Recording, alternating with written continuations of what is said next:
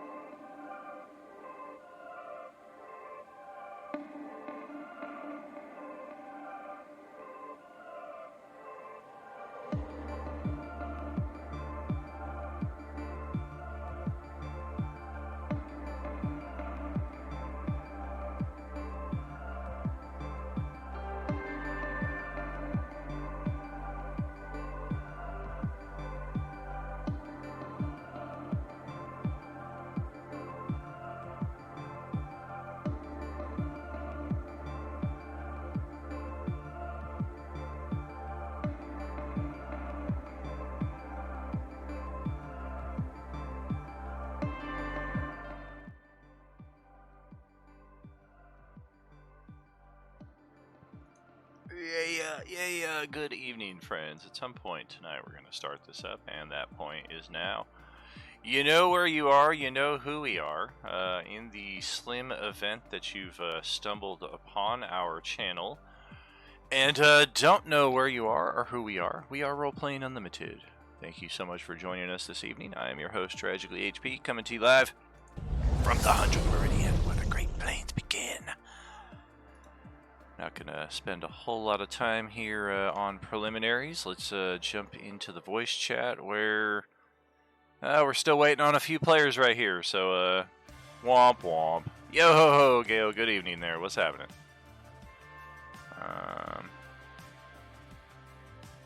Oh shit, my voice channels all just disappeared.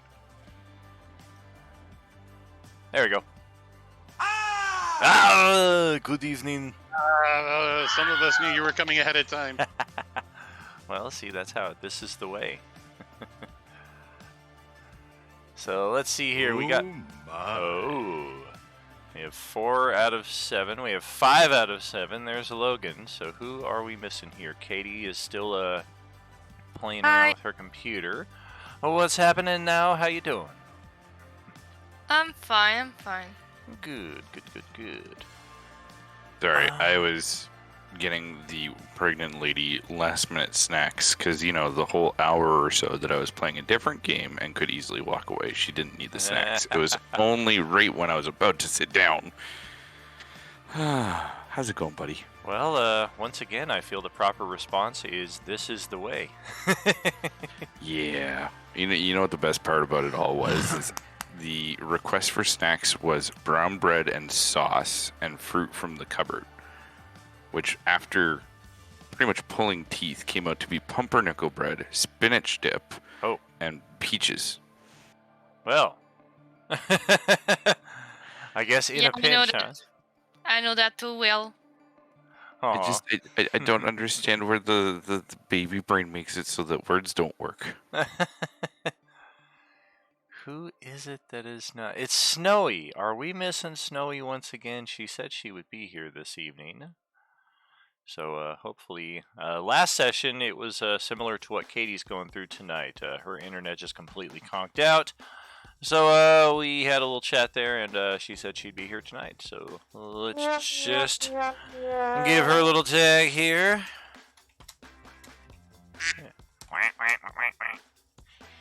And we will play that as it lies. Hopefully she joins up with us at some point. Otherwise, yes, Katie certainly is anticipating being here with us, at least. So, yeah. Someone's picture on Roll20's pickles. I think that's her. That's Jessie. Yeah, Snowy. But she's not logged in. You're just looking at her through the main page, yeah? Yeah, I just saw it as I was pulling it all together because, you know, I'm falling apart here, man. I hear you, dude. Just a quick question. Yeah. Which level are we now?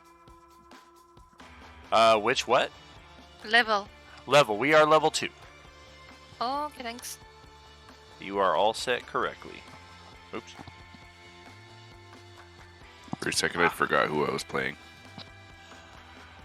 Yeah, I definitely am mixing up some of the campaigns here a little bit as well. Thankfully, this one kind of stands out, but it also requires a bit more prep if I want to be true to what the module has and not just go complete sandbox with it. So anyway, last session, we introduced our characters. We're going to do a refresh on that here again this session, both for our viewers' edification as well as my own, just so I can continue to associate character with player. We began with the preludes, which each of your characters had something a little different going on, whether you were by yourself, whether you were teamed up with somebody going through the trials of high sorcery, or whether you had an early encounter with some draconian foes who, at this point, we basically would kind of equate as some kind of lizard foe, is essentially how they're identified at this early stage until their true nature becomes clear, which will be in short order. Spoiler alert. One of our characters, the Paladin, rediscovered an attachment to the Pantheon of Kryn, and is one of the few able to cast healing magic directly from the gods, different than how your rangers, bards, druids, etc. might also cast a identical effect, but a different narrative flavor kind of thing. Moving into Chapter 3. Chapter 1 was just character creation, so that was easy peasy. Chapter 2, our preludes. Chapter 3, our characters arrived here in Vogler, which is where we still have the map set to that, so all of you should be seeing where we left off last session. We went through some basic details of the town itself, notable locations, the path leading to High Hill, where there will be a reenactment of an historical battle that once took place here at Vogler. Thornwall Keep, which is not only the town's primary fortress and means of defense and where the militia is stationed, it is also where a Captain Becklin is stationed, and she's the one who sent all of your characters the letters indicating that our good friend Ispin had passed away, and if you would all be so kind to do him this last honor and be present during his final days here, his funeral. And that is where we found ourselves here in the town proper. After kind of mingling around, getting to know a few people at the village circle and at the local market itself. Picked up a drink and a bite to eat at the Brass Crab. The funeral for Ispin was finally at hand, and it initially began as a solemn occasion, but quickly turned into a celebration and a retelling of some of the tall tales that Ispin was known for. And it was during that time that many of our characters stepped up onto stage and had their own little tale to tell of Ispin. And that is where we will pick it up. Our characters are still in progress with that, so are some of the other characters present here in the town who have their own tales to tell.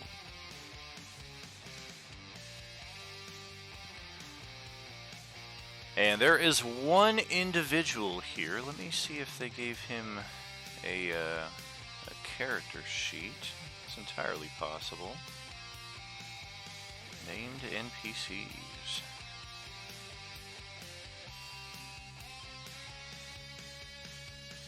Doesn't look like it. But there is one person present here who, just based on his dress, would appear to be of the noble circle. Yeah, he does not appear to be enjoying the festivities as much as everyone else, especially those of you who knew Ispin well and considered him a friend for however long. And it is perhaps a bit rude that he interrupts one of your tellings of Ispin's life with a loud and abrupt yawn.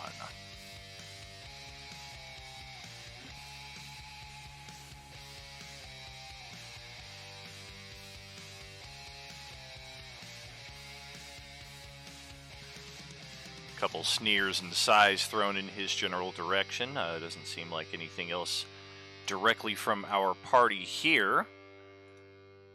But I mean, who did he interrupt? What's that? Who did he interrupt? I was kind of leaving that open to your interpretation.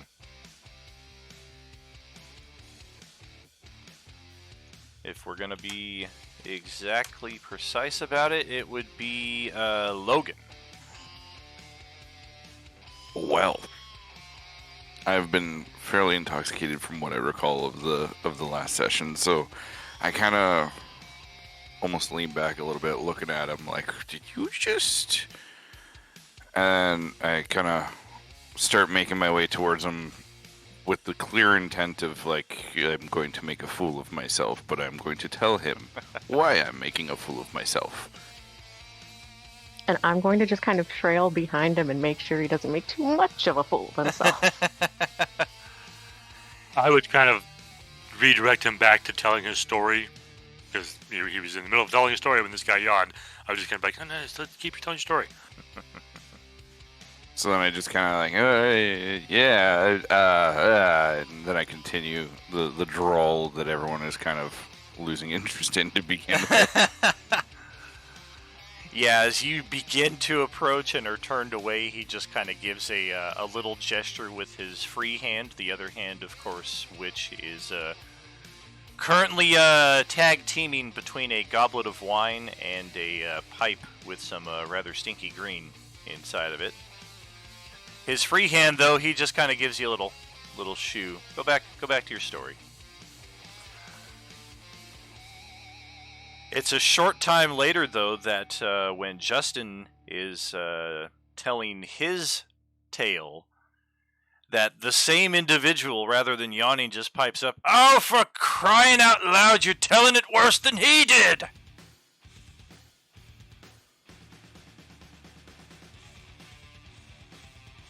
Oh, you shouldn't mock the bard. Yeah, I rolled random. You're number 3 there, brother.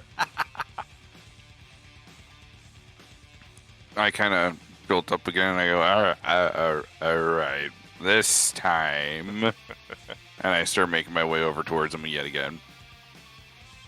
He eyes your approach with a raised eyebrow and a smirk. I will. He said this while I'm saying my story. Yes, sir. Okay, so I'll just kind of pause, see that he's done talking, and continue my story, just like ignoring him for the moment. And, he's going over there anyway, so. Sure. Yeah, his attention is definitely diverted towards the the warrior approaching him.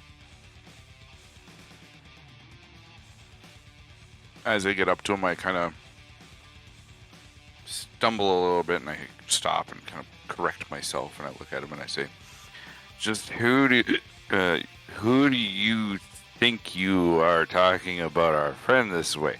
If you're here, you knew him, so you should be kind." Surely you've heard of me. I look him up and down and kind of shrug and go, "Are you the town fool?" I believe that position has already been filled, and he kind of gives you a bit of a smirk. "Oh, no, you misunderstand. I'm the town drunk, but I can still hold my own." Ah, yes, but of course. If introductions are indeed in order, I am Baccharis Uth Estede. Noble family in this abode, civilization, whatever you would call it. I take it you are a personal friend of the departed? As he's saying that, I kind of like waft my hand in front of my nose almost to say like something smells funny here. And I just kind of smile and I say, friend, family, whatever you want to call me, but either way, he was clearly more important than you, because I'm the only one paying attention to you. Everybody else is paying attention to the stories about him. Sir Reginald stands up. You may wish to know your place. You're dealing with nobles in this city. Ah. And most nobles have backings of the military and the constabulary. So we may want to curtail our insults of those who can throw you in jail for quite a long time. A man who knows the way of things. An honorable knight, no less. I kind of hiccup and kind of shh. Grown-ups are talking. Jail's normal. You Oh, and he kind of just like stumbles backwards and just sits down and slumps his head a little bit. I will take that as the drink talking, and if you besmirch my honor anymore, you will find your head at the end of my pike. Damn! Mid sentence, he lets Okay, out you a, need a to very calm down. loud snore.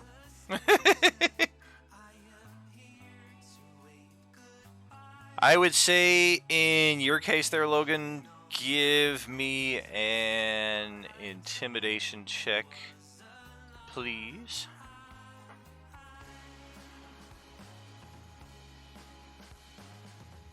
Oh, for goodness sake. Well, that was wonderful.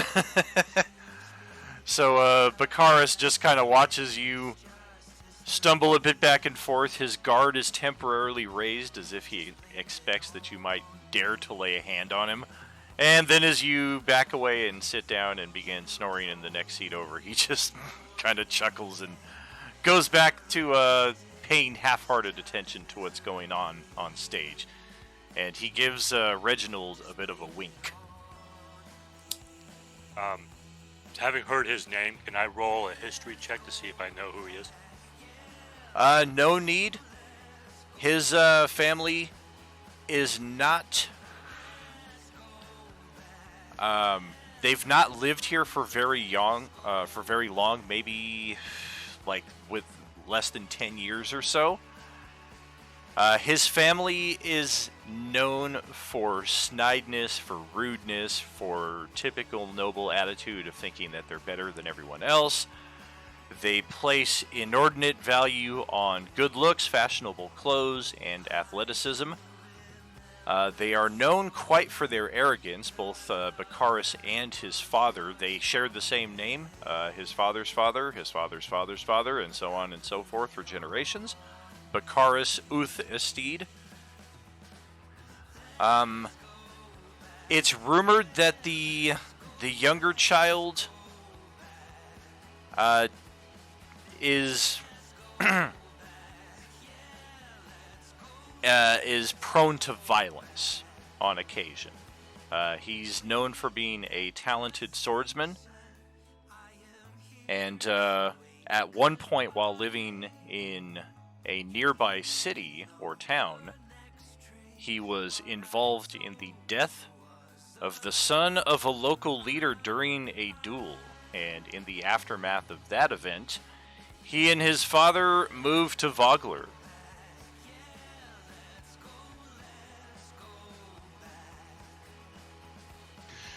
And my character generally doesn't like this family either because of all those traits, but he knows his place.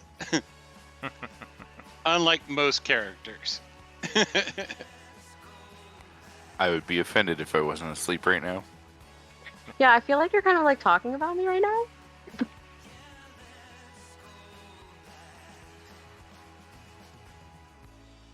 Different strokes. So, in any case, that's what you would know with a passive history anyway, and just generally being familiar with this village. Okay. With that knowledge, and just my general overall like bardic knowledge, what I want to like kind of say something snide to him, but I want to do it in a way that won't get anybody in trouble with the nobility kind of thing. Sure. Basically, I want to kind of make a remark about, because he was kind of causing a scene. I want to kind of basically slide a comment in there like, oh, don't, get him riled up. He might kill another person and have to leave again. Ooh, burn. Yeah, you can play that as persuasion.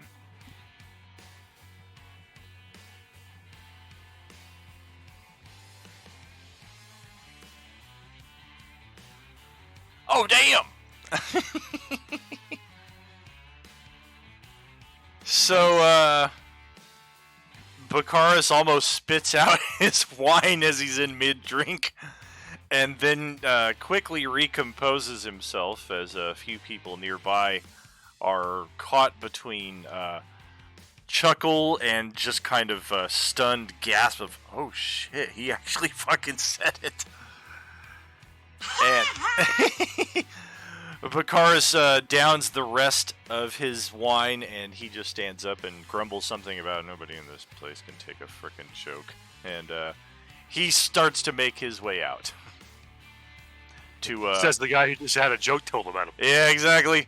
To a few scattered applause.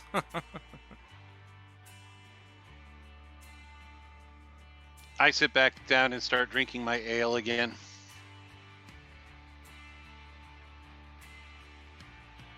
All right. I'm just snoring in a corner. Yeah, when I'm done with my story, I'll go over to Reginald and be like, not every noble has honor. I'm glad I know you. Thank you, sir. And between us, I don't like their pompous attitude either, but I also know the dangers of upsetting someone with more power. From what I After your- understand, the only power he has is his name. Alton just kind of mumbles, "You can't tell me what to do," and goes back to snoring. Of course not, honey. Go ahead, go sleep. But it seems like you are one of the only ones that actually respects the old ways and the knights themselves and what we represent. I understand that we are here for a bigger purpose, but some of our people really need to. I need to have a chat with everybody when we're all out of our drink and everything.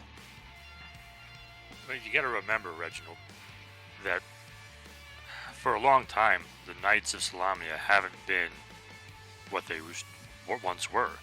A lot of them have besmirched the name to a lot of the people in this world. Worse than when Chris Jericho besmirched William Regal. No. Spot of pee, Mr. Regal. So, as the two of you are discussing, others in the party who may not be involved directly in the discussion see a lady hill dwarf with a mischievous grin just kind of sneak her way through the crowded area and come right up behind Justin, and she grabs you from behind in like a pinning motion as to lock your arms behind your back before almost instantly letting you go with a loud guffaw. Ah, I told you not to let your guard down like that. Honestly, I'd probably be like, "Ah." You have only met Cujul a couple of times, always in the company of Ispin. She is always jovial, she is always down for a scuffle, and that is one of her common mottos, is always to have eyes in the back of your head, lest somebody come up and sneak up on you like she just did now. And no sooner does she release you from the grasp and put her arm around your waist, due to the height difference, as to embrace you in a hug, she looks up at Sir Reginald and, the knight! Pleasure to make your acquaintance. It is always wonderful to see you. But of course.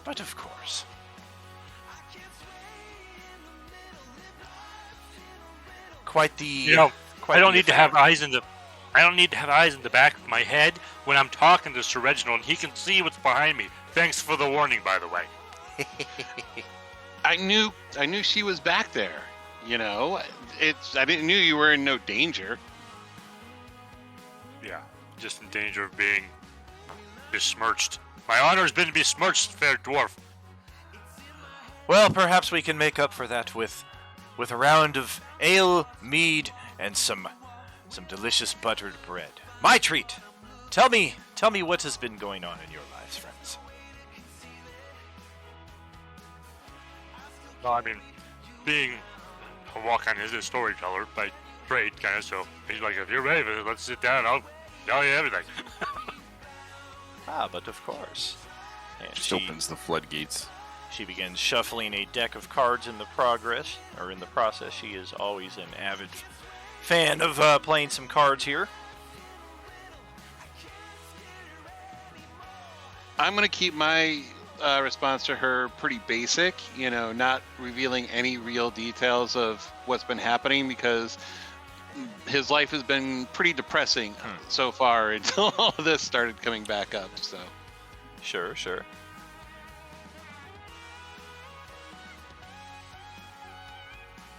I mean, I'll just give her the skinny of what's happened since the last time I saw her. Gotcha. Well, as far as myself, I now command my own company of mercenaries known as the Ironclad Regiment. We're pretty small, but we've built our reputation. Primarily for... It's probably better if you were steel-clad. Steel armor tends to do better than iron in battle. The name was already taken, sadly. We work with what we're given. Oh, well, hopefully you don't actually live up to that name and you're actually wearing not iron. Oh, I wouldn't be caught dead. Well, because you would be. She orders a round of fish pies to accompany the buttered bread and the frosty ale. And waves for any other party members to come join in the celebration and storytelling as well, if you so wish. Alton kind of stumbles over and goes, "Ooh, food," and kind of like puts an arm on her shoulder and says, "Oh yeah, it's good to see you. I'll,"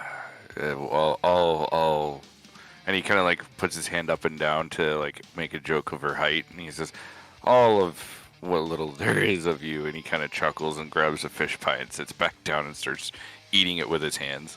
Oh, the man who only was given one bullet in his gun, and he somehow finds a way to reuse it over and over. And he still just is giggling to himself, eating the fish pie. He repeatedly pulls it out of his foot after he shoots himself in it.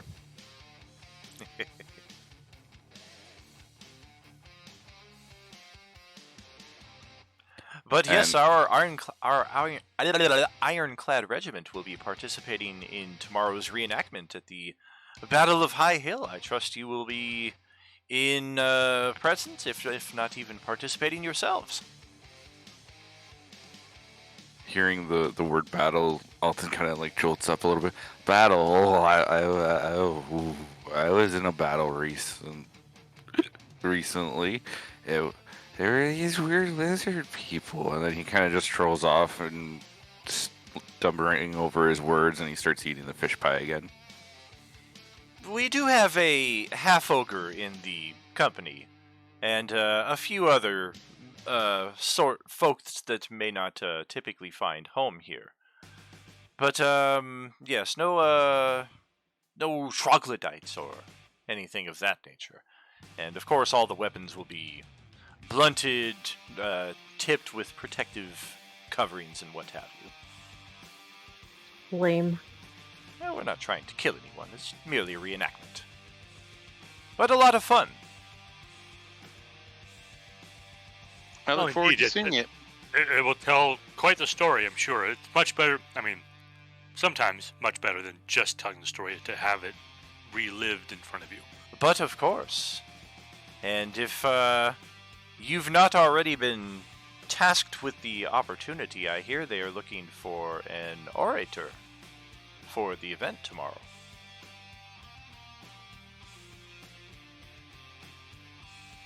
I kind of look around like, talking to me? But of course. I mean, I know you're not talking to Reginald. I mean, he's got a good command voice, but not such a good orator voice. I will accept that. I gotta get you to laugh sometime. Alton kind of pipes up and goes, "Reginald, laugh? That's like having a stone sing." You know, if you throw a stone fast enough, it sings.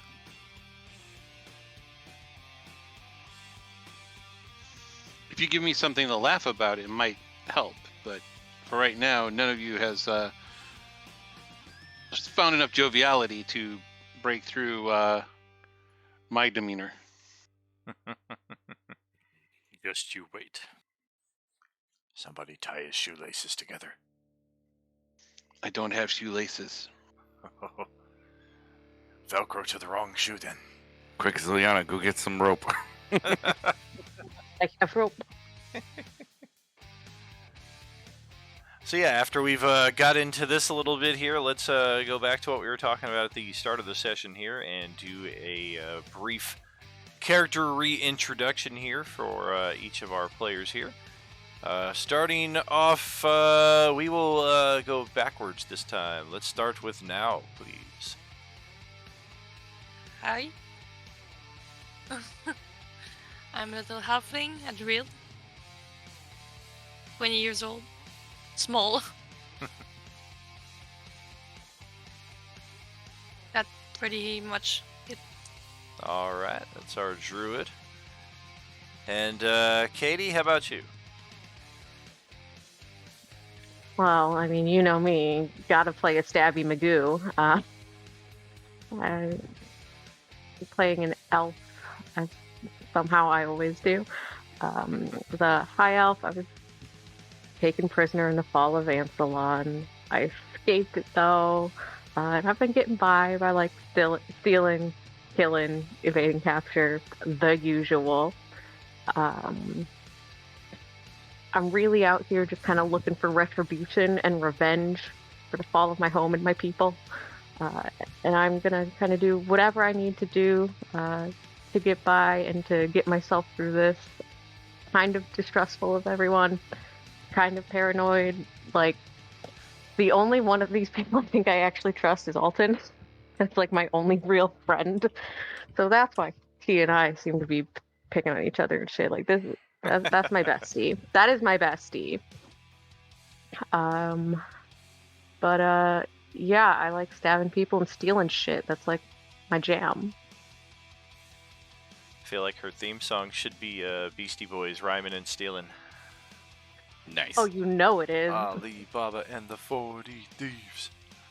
If you want to do your text play with that nice little colored backdrop for the pop, it'll be easier to just type it out.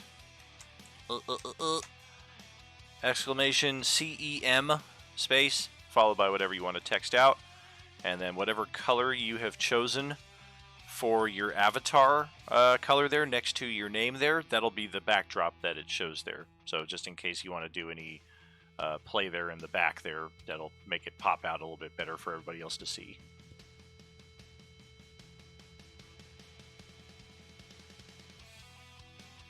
It's not always obvious when that API script goes down too. It just won't let you do it anymore, so I guess that's the indication.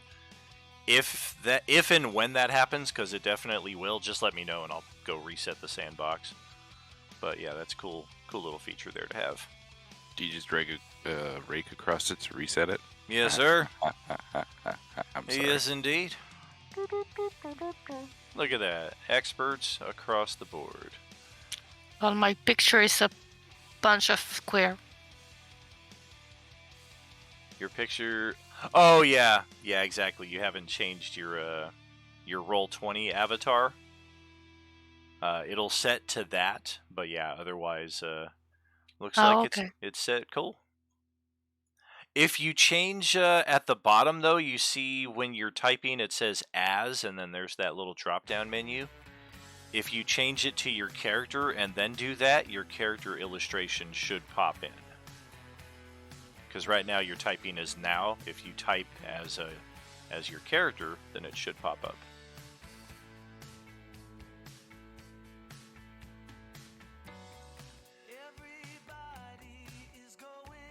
All right, so now that we got that out of the way, up next, Don, tell us a bit about your character.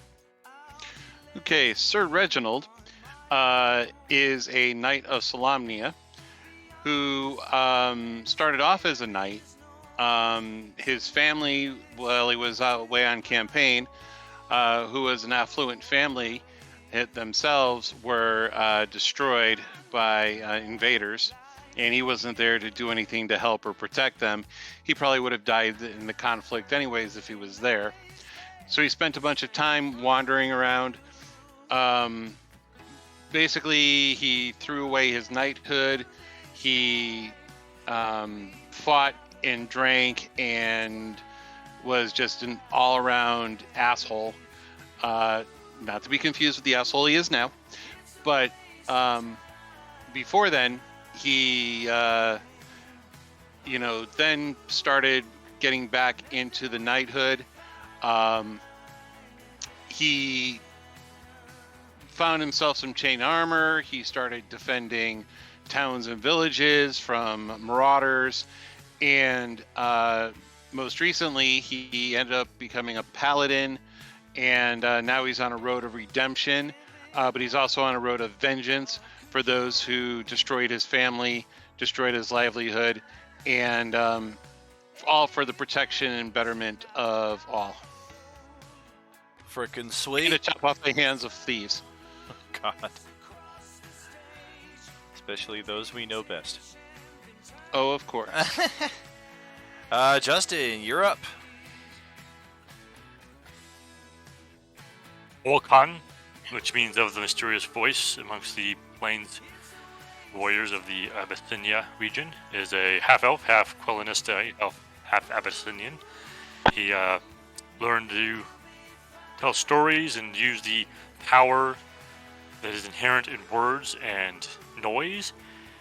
And through that medium, he has become a magical bard. And so he went to train under the Towers of High Sorcery and has formed a connection to the White Moon of Solinari because of that. And he travels around trying to bring the power of light and music to the world, using his abilities of knowing the words of power, basically.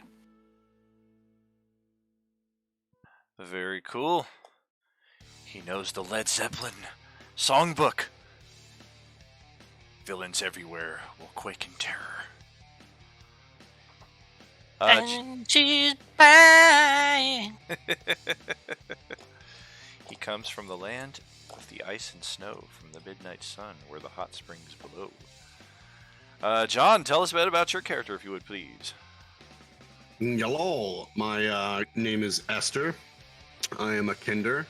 From a young age, I don't know how I came upon it, but I happened upon some sorcery magic, which led me down the path of wanting to be different than my regular kinder folk who like to steal and go on, well, not steal, handle, Yes. and go on adventures and pretty much be crazy and never settle down and try and see everything everywhere all the time.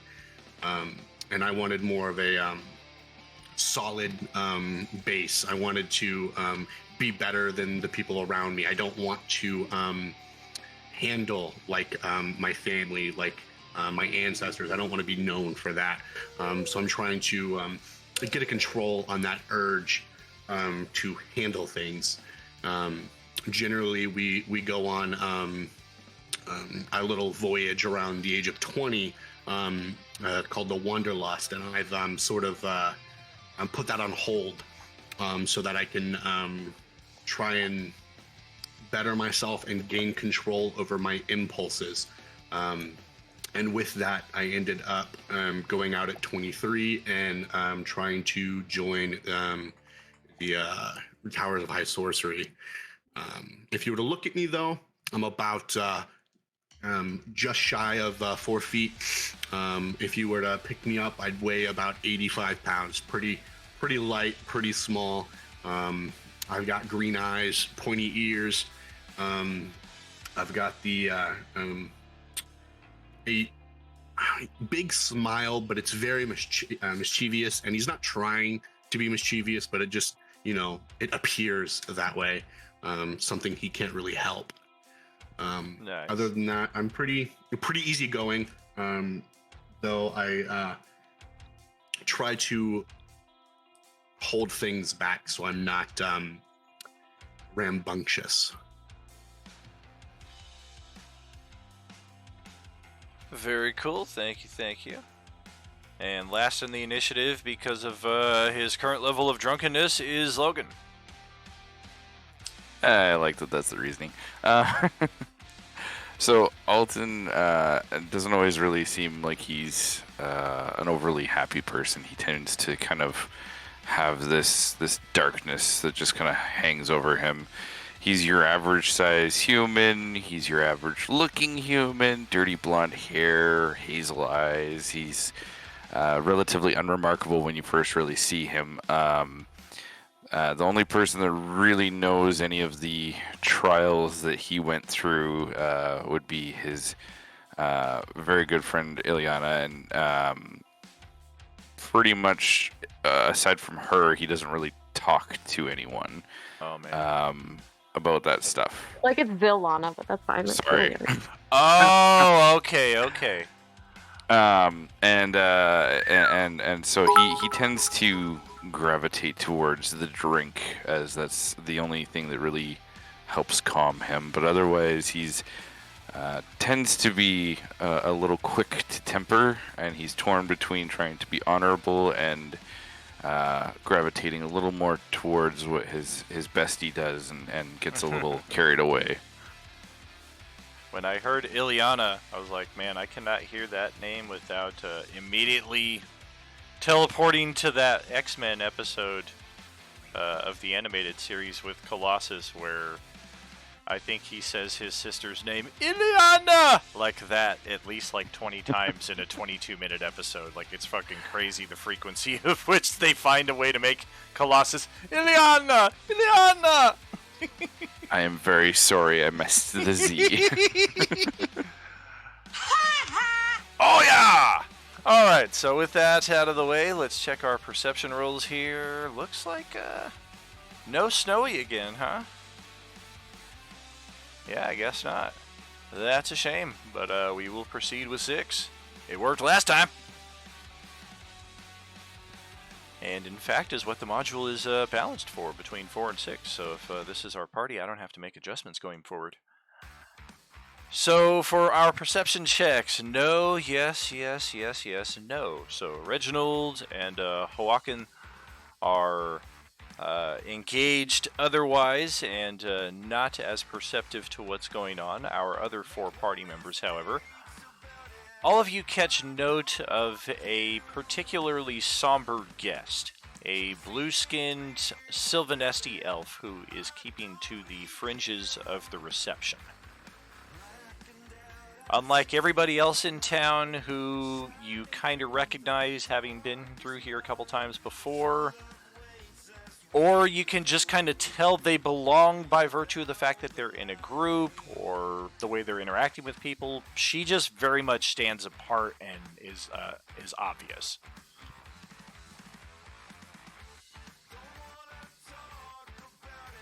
Am I still sleeping? That's just up to you. woke up? You can be in between dozes. Okay, I'm awake and I just noticed the health while I was going to the inn to sleep. Cool.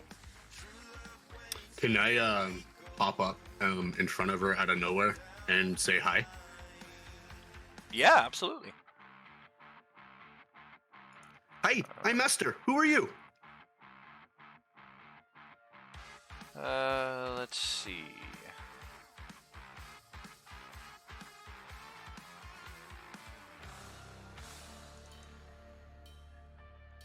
She just kind of looks down at you almost like a soldier would, were you to do the same thing to them.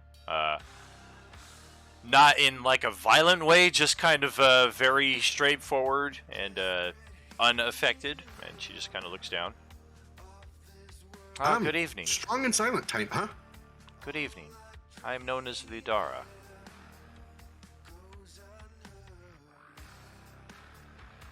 I understand Ispin was a close friend of yours. You could always say that. For all of us. Ah, for you as well. You It's do. funny, the two As a small Sylvanesti characters High do it. Elf, does Ziliana recognize her? You do not. If anything, her Okay. her clothing would seem to indicate that she is exceptionally long-lived. Like she's wearing some pretty antiquated dress. So also probably not here to drag me back to prison. Cool. Over my dead body. Trying to build a prison. They're trying to build a prison for you and me to live in. What was Ispin to you? I knew Ispin for quite a long time. He will be missed. He was a constant and necessary presence in my life, I can say. Is she giving off like a former lover vibe? Yeah, I was saying about the same thing.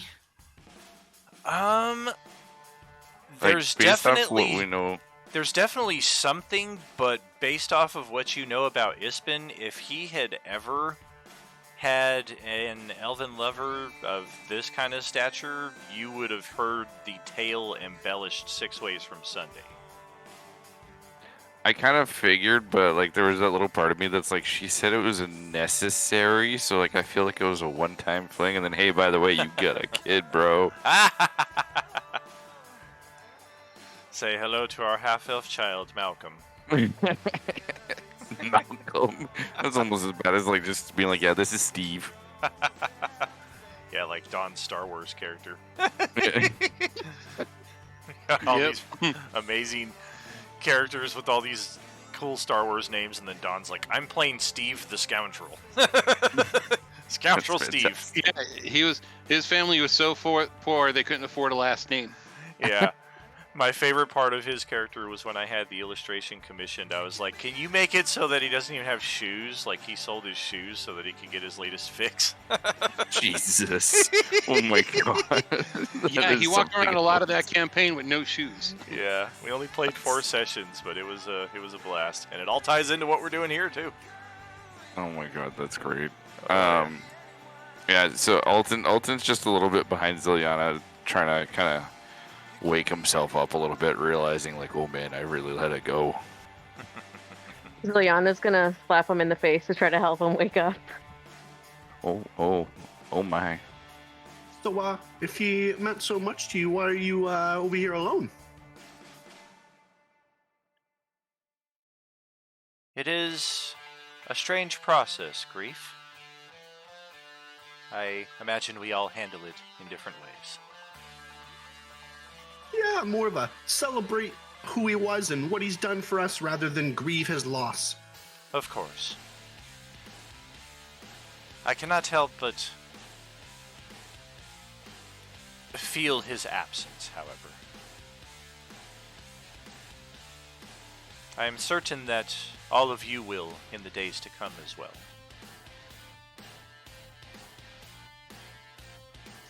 He was a good Spooky. friend to us.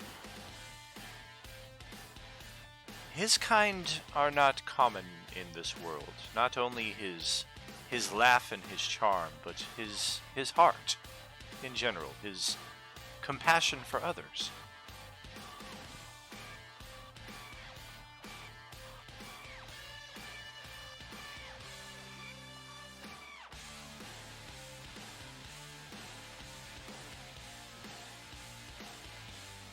Are you here alone? I am, yes. Just for a couple days. Business to attend to afterwards? Just back to the normal mundane, the humdrum. And for yourselves.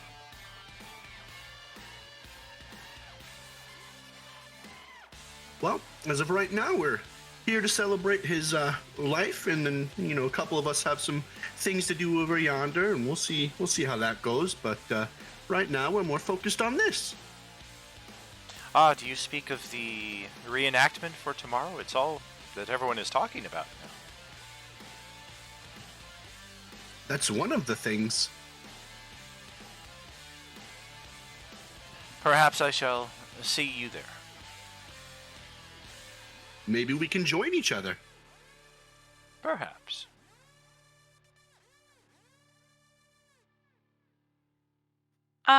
Sorry, but I'm going to sleep. Bye. Pleasant dreams, friend. Feeling a little bit more himself, we'll say. Alton kind of corrects himself, stands beside Ziliana, and pipes up a little bit and says, you seem to be a little late coming to the party.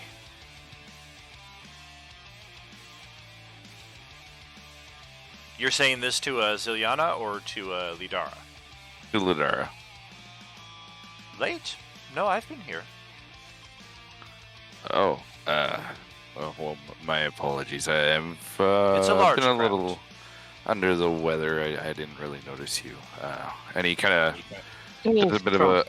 does a bit of a bow, trying to kind of pull some respect back to himself.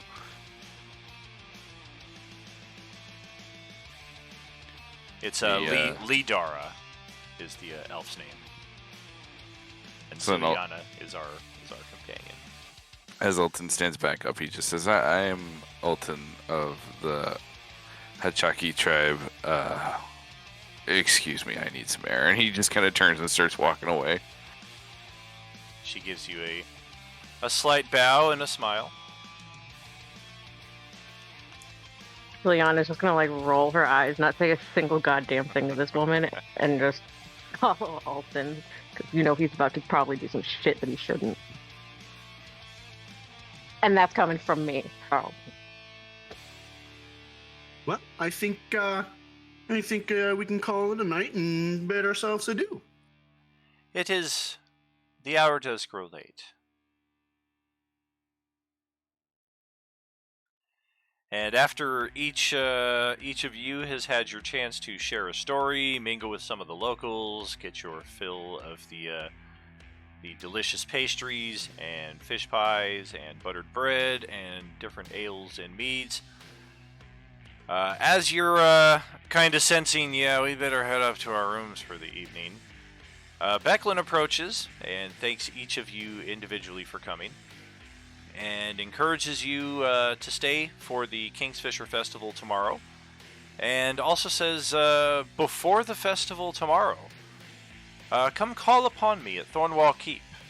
Our good friend has left something for you. Very well. Of course. Alton just kind of like nods, and you can tell it's starting to hit him, the fact that he drank too much, and he's rubbing his forehead and making his way to the room. Juliana's gonna like laugh at his pain. Such a nice friend.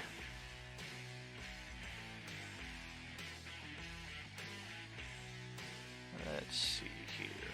I do have a handout for this, I believe. I thought I did. Yes, there you are. Hey, everybody.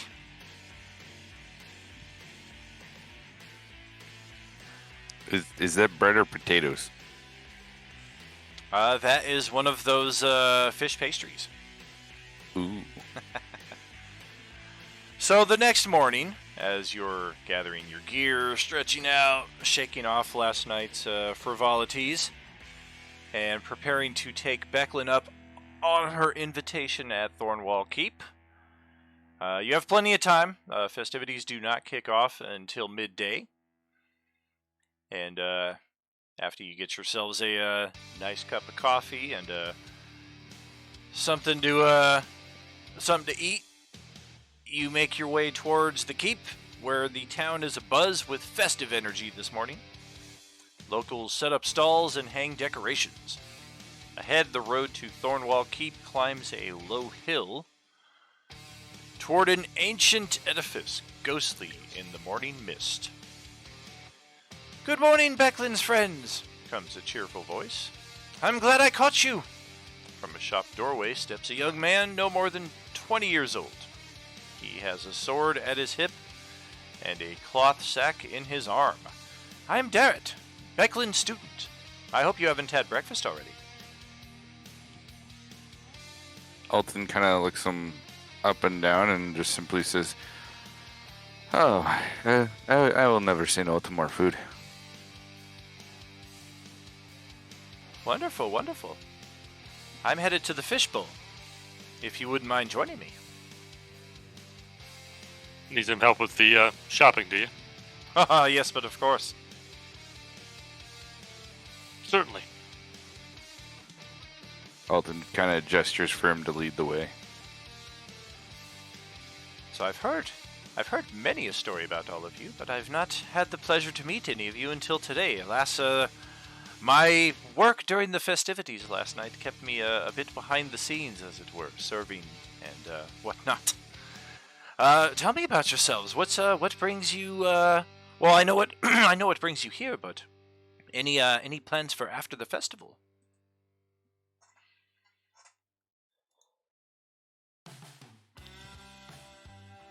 I was thinking of checking out Calaman.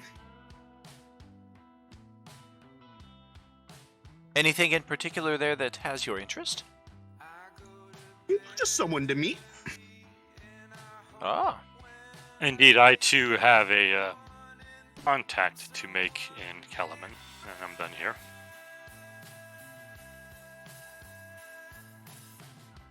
it's not too far distant. I've never been, though. But tell me, how long have you been the student of Beckland? I'm going on my 3rd year now. It is quite a bit of work, but it's honorable work, and you meet all sorts of interesting people. No doubt, no doubt. So I'm certain you've all heard about today's festival, the Kingsfisher, celebrating the victory of Lord Decatur Vogler over the forces of the Empire of Istar, hundreds of years ago, long before the Cataclysm. It was this event that sparked the village's founding, of course. Today we can expect a plethora of food that we'll undoubtedly have to spend the next week and a half exercising off, I'm sure. Music and games associated with the town's founding. And if I'm not mistaken, you are all familiar with Isbin's friend Kujul. Yes, quite. That is correct. Yes, you can find them just outside of town on the path to High Hill. They are currently training for their participation in the reenactment of the Battle of High Hill this afternoon. Splendid. Thank you for the information. But of course. And as we make our way to the fishbowl, he purchases a hand pie for each of you here. Delicious, delicious. And we can begin having our breakfast on the way back to the keep. Wait. And she's scarfing down the pie. Yum, yum, yum. Alton is cautiously eating it and hanging back with Ziliana. Liana is not eating this. He's not. Yeah, the pastry is super flaky, and the fish is also as flaky, but it's got a like a bit of a sauce with it. As Alton finishes his, he kind of looks at Ziliana and just like slowly takes hers out of her hand and starts eating it too.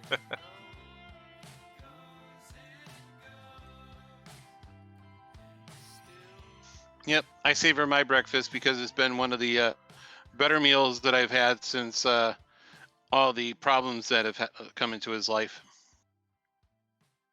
Gotcha. Similar, but I'm just so happy that we have a real meal, so I'm just scarfing down. I always enjoy life, however it comes about, so enjoying the meal. I dig it. Somehow, all of you don't have your fish pie, and the Kender has 6 of them, despite his intentions to never handle. I don't know how I ended up with these. I'm looking away, whistling into the wind. God damn it. Approaching the keep, you see veins of bronze-colored ivy clinging to Thornwall Keep's ancient 3-story stone tower, the tallest structure in town. From its crenellated roof rises an elaborate device resembling a catapult, the gnome flinger. We saw that on our way in. Crumbling ruins of walls and other fallen structures surround the keep, and amid them lie several shallow square pits and covered excavation sites. Hey, Esther, you keep taking my stuff. I'm going to use that launcher with you. You know, I was kind of eyeing it myself. Of course you were. You're going to take it for yourself. Easy travels. I'll ask Darrett, like, has anybody ever actually used that flinger up there? I believe only the engineer himself. Is he He's a- still alive? He's actually used it, though. That's quite fantastic, actually. Oh, yes. I could use it. Yes, not only has he used it, he makes modifications to it quite frequently. Fella, I'd like to meet. I would like to use it when I could turn into bird. That would be a sight to see. You're telling me you can transform into a bird? Not yet, but soon enough. I see.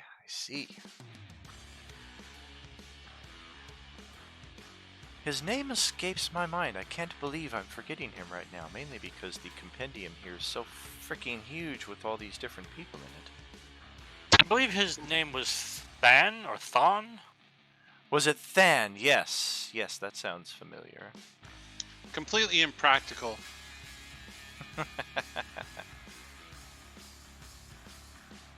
I don't know. If I want to get rid of you, I can just put you in there and launch it. It's designed to fling gnomes. I don't think it would fling Sir Reginald very far. Far enough that I won't have to hear him. You don't have to hear me now. The road is that way. Have a nice trip. That was our detail right there. And that's exactly what I'd be telling you as I pull the trigger on that thing. Have a nice trip.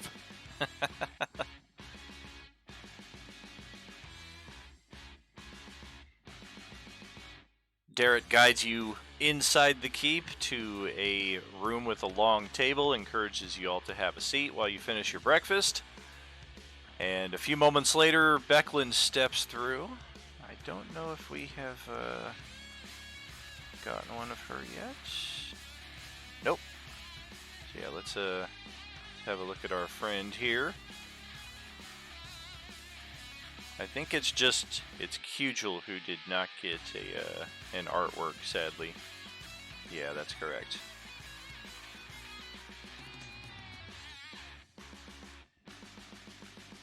So Becklin enters the room carrying a shallow wooden box, approximately 3 feet to a side. She sets it down gently on the table. Isbin left this for all of you, but it comes with a condition. Since he won't be attending the Kingfisher Festival this year, he wanted all of you to participate for him. Specifically, he hoped you'd take his place during the reenactment of the Battle of High Hill. You know, every year he looked forward to participating and dying in an even more ludicrous way than the year before. She smiles at the memory as she opens the box, revealing a round green shield. This box I thought that was a coffin for me.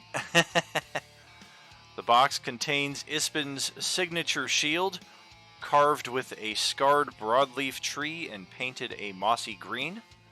You all recall hearing his story of being given the shield by a unicorn in the far-off forest of Darken Wood.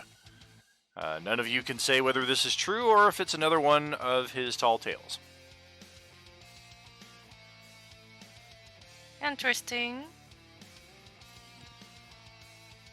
Seeing the shield, Alton just kind of smiles, recalling the time when him and Ispin got into some serious combat and defeated the goblins together.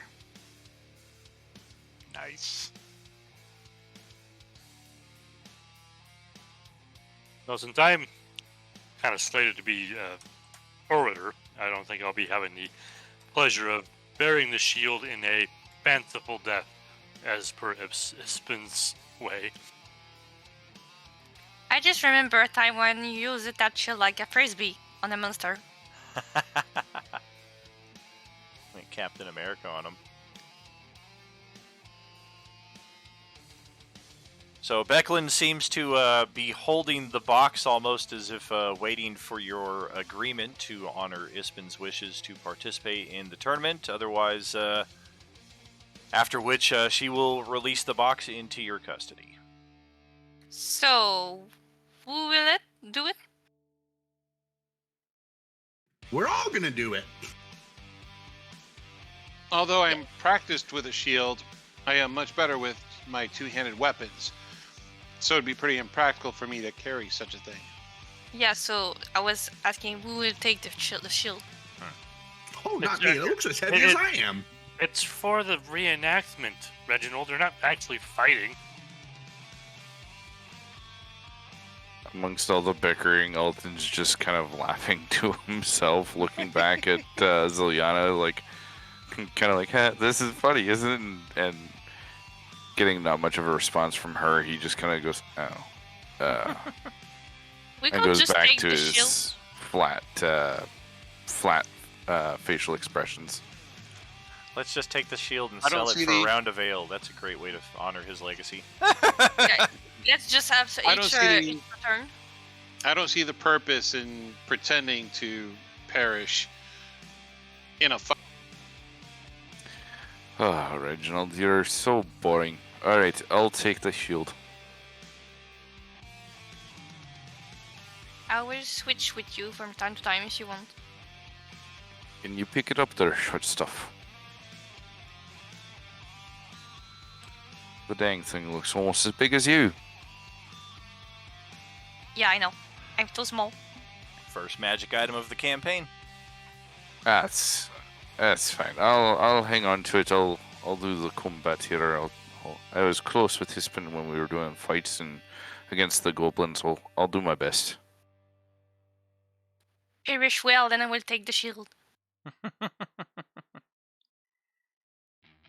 Alright, so She's I'll gonna add use it as that. a sled when we move up to the Arctic regions.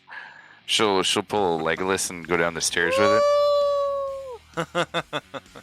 I could see it. So you want me to just drag a +1 shield into my inventory there? Heck yeah! And it doesn't require attunement, so double score. Of course, nobody has any attuned items right now, but for when the time comes. Of course, it's Dragonlance. Knowing Dragonlance, the entire party is likely to get like 3 magic items in the entire campaign. Pwang, pwang, pwang. Yeah, depending on how true to Dragonlance they are. And even then, I think like Raceland had both of them.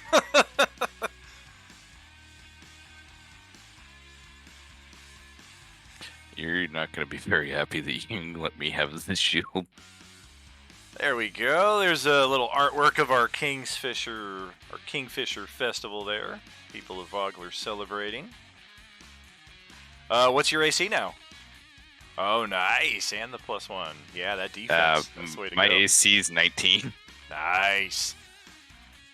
and my main weapon's a scimitar, so I Ooh. can wield the shield and still do damage. It's not like I use two-handed. It's gonna be good time. My AC's 12. You're, pardon? I said my AC's 12. Oh, boy. Oh, okay, sorry. I misheard who was saying that, and I definitely thought that was Reginald for a second. And I'm like, that is, Oh, God. what? No, mine's 16. I'm wearing chain.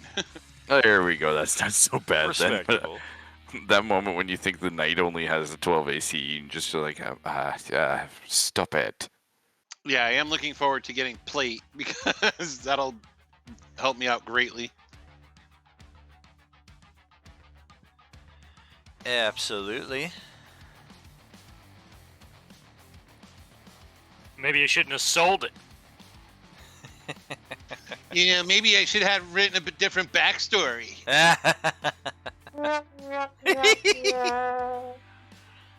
So after finishing your breakfast and speaking with Becklin, you make your way back into town. The festival is in full swing, with happy villagers drifting from their homes towards the sounds of laughter and upbeat music at the village circle.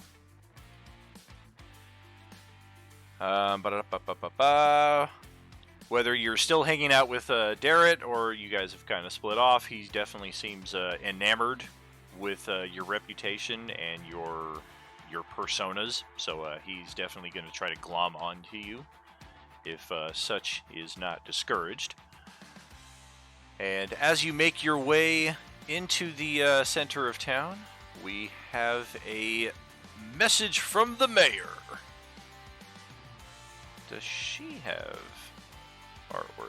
I always forget this stuff, so I want to try to make sure I don't. Raven. Hey, she does. Excellent.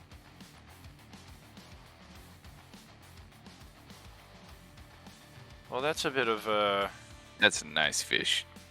yeah, it's a bit of a spoiler alert there. I mean, the fishing festival hasn't even begun yet, and she's already like, "Look, I won!" All right. So you make your way to the center nearby the mayor's home, where colorful banners and paper decorations shaped like kingfishers decorate the village circle. Temporary stalls sell food and colorful crafts. There's a kender selling very cool little statues and trinkets for 3 copper pieces a pop. And it's one of the few stalls that has a line that is not food related. All of the stalls that are selling food and drink, there's definitely lines for, but this is one of the few trinket tents that has a line for it. In the center of the circle, an ancient tree provides shade for happy picnickers, and from a temporary stage, a band of local musicians brings a spirited song to a close as Mayor Raven Uthvogler takes the stage. "Welcome, friends," the mayor begins, raising her arms high. "Welcome to the Kingfisher Festival." Cheers and applause fill the circle. The mayor smiles widely. "Today is a day of not only revelry but also reflection. We are all here thanks to the courage of heroes who came before us. Let us honor our founders, our family, and all those who can't be here to celebrate today. Enjoy your festival, Vogler, with good spirits, good times, and good friends. And look to the Kingfishers for good luck."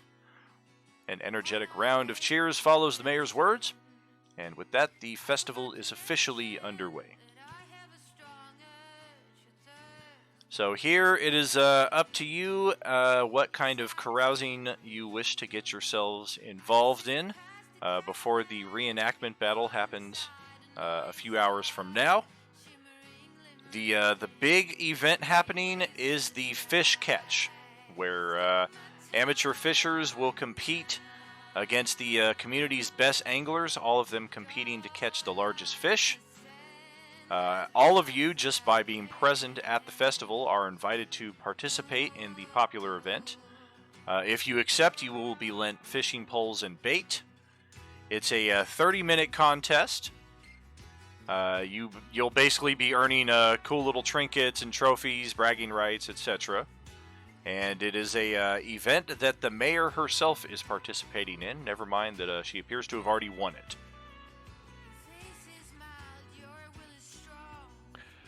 I'm gonna work my way down to the market actually. All I'm right. going to fish.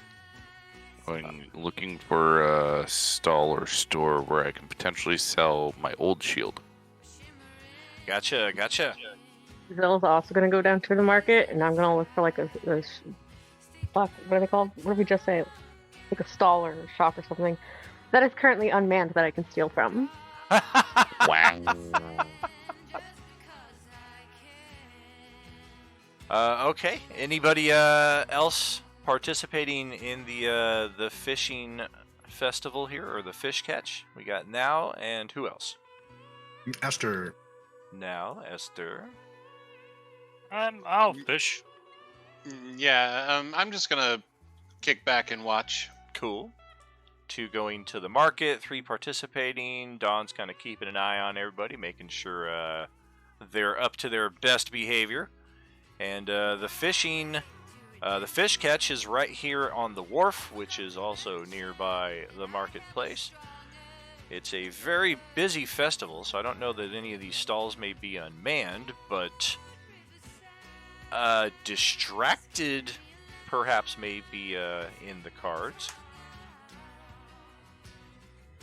Alrighty. I can work with distracted. Yeah, that would be your anticipation coming into this, looking at the situation, kind of like, yeah, I might be able to get in here very quickly. It's extremely risky, though. This is like a make or break kind of thing. It's possible if you're not successful, it might just be no harm, no foul. Maybe nobody sees you try to do anything. But it's such a narrow window, and it's not like security's super tight. It's just that there's so many people in such a small space that if you fail, the odds of being spotted are greater than normal. That being said, your play. I'm gonna lean over to Alton and be like, "Do you think they're distracted enough that I think I could make something?" He kind of looks around and at first he kind of has this look about him where he's like, oh, I'll kind of look out for her, and then he kind of stops, realizes what town he's in, and he looks back at her. He goes, "Really? You're gonna do it here, with everybody around during this festival that we're supposed to be here on our best behavior? Really?" Nobody's paying attention. I think I could probably do it. I'm not taking the fall for you this time. If you do it and you don't do it right, I'm not doing it again. I'm not gonna pretend like I'm somebody protecting you. It's not gonna happen. Oh, you're such a coward. Coward.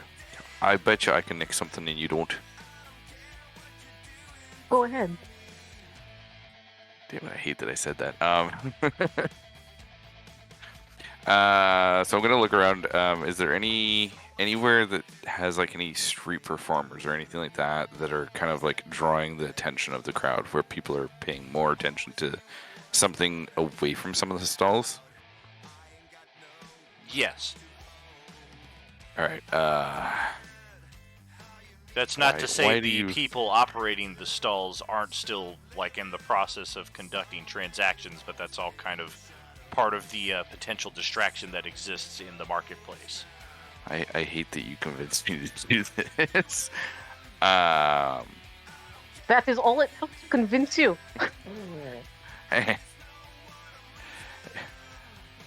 Just Hey, don't Don, push the roll a buttons, okay? perception check. You have no backbone. Oh no, here comes Don.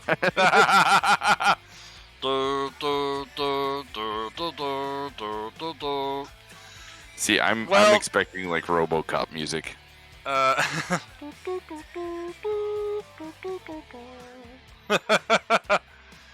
Freeze, or there will be trouble. Roll an insight check as well, Don.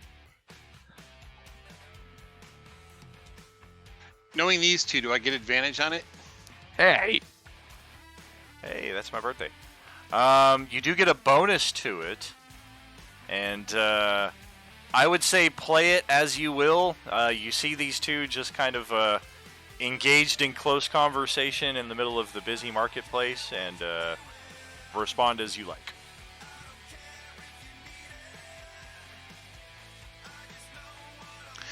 I'm gonna wander on over. I'm sure you two are up to something. If you do get caught, I will not be there to save you. Oh, you won't be here to save. Blah, blah, blah. Go away. Alton can't help but let out a bit of a smirk to the mockery, and he just goes, "I don't know what you're talking about, friend. I'm just looking for a good spot to sell my shield." Don't play me for a fool.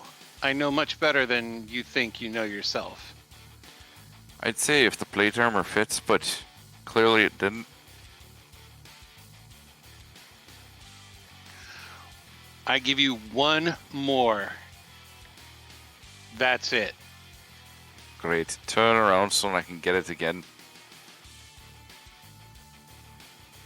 With that, he kind of just like waves him off and starts making his way towards an armorer's stall. And I approach the merchant, pulling out my older shield, asking for where his starting price is on it.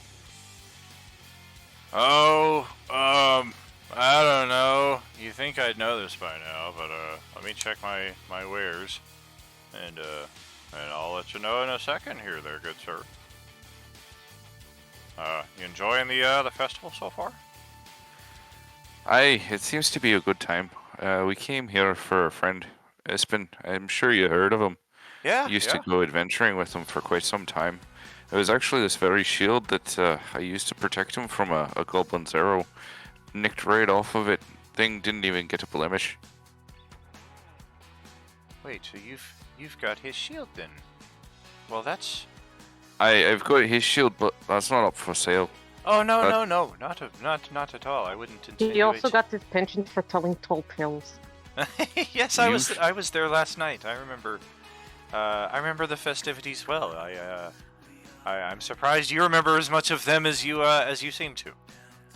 I keep forgetting your town's got some good ale. Yes, of course, and there's not too many of us here.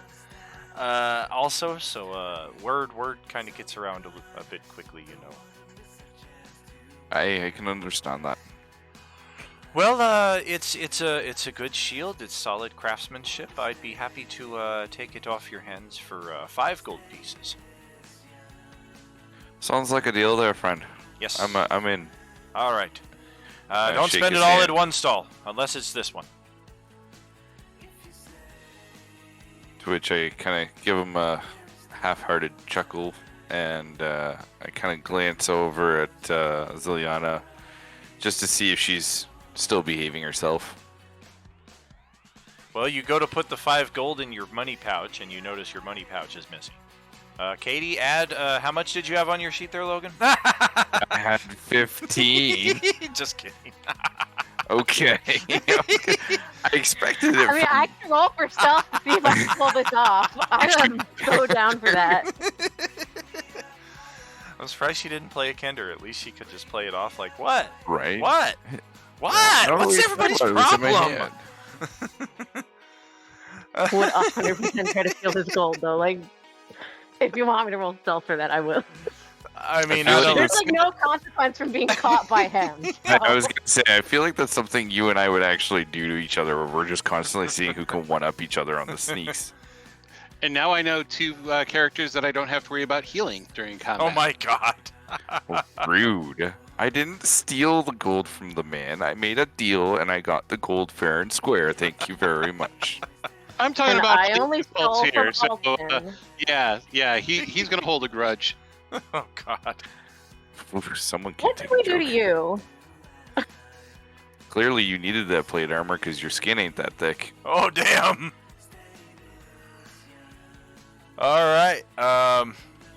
So yeah, the 2 of you go ahead and continue to play amongst yourselves as you will, if you're taking from each other and whatnot. And of course, Will do. Reginald is observing with a keen eye, while nearby, a fishing pole resting on her shoulder, Raven takes her place as one of the competitors and beckons other participants to line up with her along the docks. It's time to find out who among us Kingfisher fisherfolk is the Fisher King, the mayor says, as she casts her line into the Vanguard River. The competitors receive her pun with good-natured groans and laughter, and then cast their lines as well. So this is a pretty cool little fun contest here. We're going to play it out in 3 10-minute rounds. After you spend 10 minutes fishing, there is a fish to catch table to determine which fish is going to tug on your line. It also determines the DC of your wisdom survival check required to catch the fish. So you're going to roll a d20 to determine which fish, and then follow that with a survival check. Catching the fish if you succeed, losing it if you fail. Fail. You have advantage on this check if you happen to have brought your own fishing gear to the contest rather than borrowing gear. Who the hell ever buys fishing gear for their character sheet? Wow. I should have put some. Damn. How do they know if we've borrowed it? Can I reroll with my lucky thing? Post that up. I think you might be able to. Post what? If you just click the lucky button.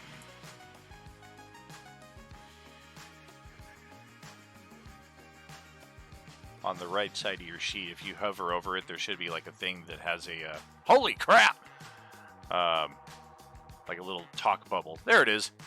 So when you roll it a natural, okay, damn it doesn't apply in this because it's neither. Wait. Right?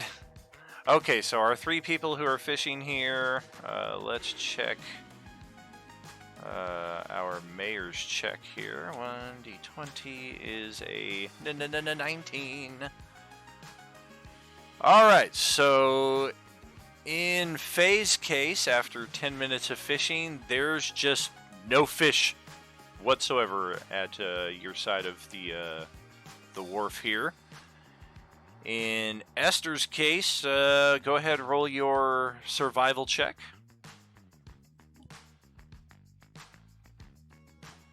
Well, damn. You have caught yourself a 5-foot-long greater curist carp. Oh man, this fish is bigger than I am. Right? And Justin, same thing. Roll the survival check. Dope! This is definitely not how we do it back home. Oh, man. It feels so good not getting the nat ones for myself. It feels so good. Oh, man. It would be sleight of hand versus perception if you're doing that. We can only try hunts. We're going to do it once every 10 minutes of the check here, but 1 second while we resolve this. Are you going to keep that natural one? Or do you want to spend one of your precious inspirations? Do I get the subscriber benefits here or no? They do not apply for this game, no. Then I'm not spending my one and only inspiration. Well, I actually have 2, but yeah, I'm not gonna spend Correct. Alrighty. Well, it's both sad and also hilarious. A natural 20 will spawn Benabog the Linebreaker, the 8-foot-long greater curist carp. It is an enormous fish, a Vogler legend. Even sighting Benabog is considered good luck, and catching it makes the fisher an instant town legend. So you are instantly like, oh my god, I can't believe it! And you get your line there, and Benabog just pulls you right into the water. He's gotta hate me. If you fail the check by 10 or more, you are pulled into the water and are out of the contest by rules of the contest. Well, that's not how you fish. I don't get that gets out of the water. I thought he was gonna hate me. That's the biggest fish I've ever seen in my life. It's fucking 8 feet long. Damn. Ah! All right, and our mayor, she is worth her reputation as an expert fisherman. She also gets a 5-foot-long greater curist carp, same as Esther. So now only 2 of our friends are left in the contest. Go ahead, roll these d20s for round 2. Damn, I have such a bad luck tonight. Yikes! A 7 is better than a 2. We already know a 2 means no fish. A 7 is a tiny river eel, 1 foot long. It does give you a survival check to try to catch it. Go ahead and roll that survival check. Oh shit! And the mayor got a natural 20 to possibly catch Benabog the Linebreaker. Holy shit!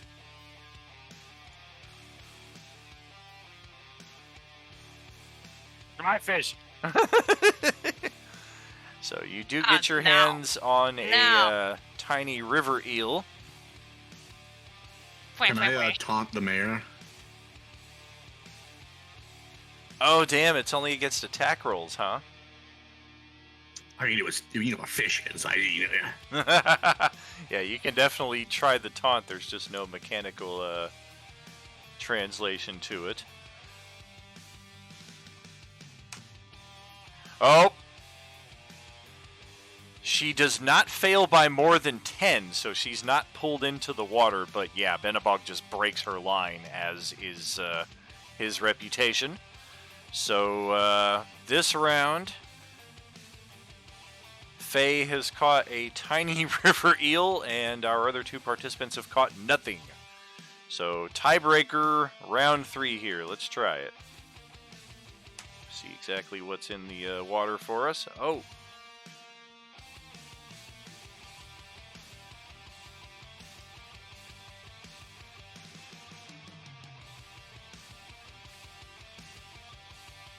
One more D20 there now.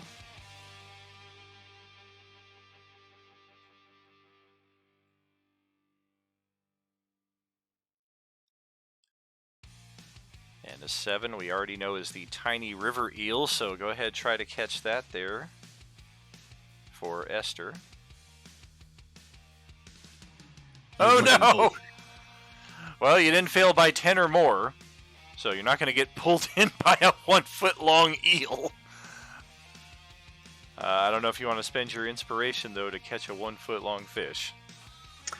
No, I'm good. Alrighty. Is Now still with us? Go ahead, roll that D20. Oh, damn! Wow. Alright. So our mayor catches a mature Curist carp, a 3-foot long. And rolling... You only need to roll 1 there and then your survival check, but I would say an 8 is going to get you... Yep, another tiny river eel, which you successfully catch. And it would appear that our mayor has won the contest. What's that? I rolled it at 25 and I still have a tiny fish. I'm not sure why you rolled 2d20. It should only be 1d20. Oh, and then you choose the lowest one. Okay. Well, yeah, I just chose the first one. And if you had rolled a 17, then you didn't make the DC to catch it, so it's womp womp either way. Okay. Well, for playing in the fish catch, your characters receive trinkets and trophies regardless. No significant value. Nobody has caught Benabog. Thankfully, the NPC didn't catch her, because, yeah, that would have sucked. Otherwise, if we so wish, we can play another round of the fish catch, but we will check that out on the other side of our halftime break here, now that we've gotten the festivities underway. We can proceed with the rest of the festival, or any other ideas your characters may have. We will check on that, though, in about 10 minutes, friends. Are you with us? Hey, Ziliana. Yeah. While you're distracted, I'm going to try and steal those 2 coins back, by the way. That's our little conversation. Okay.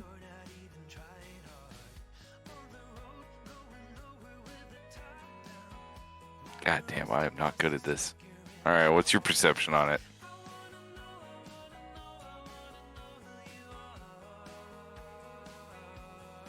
Son of a bitch.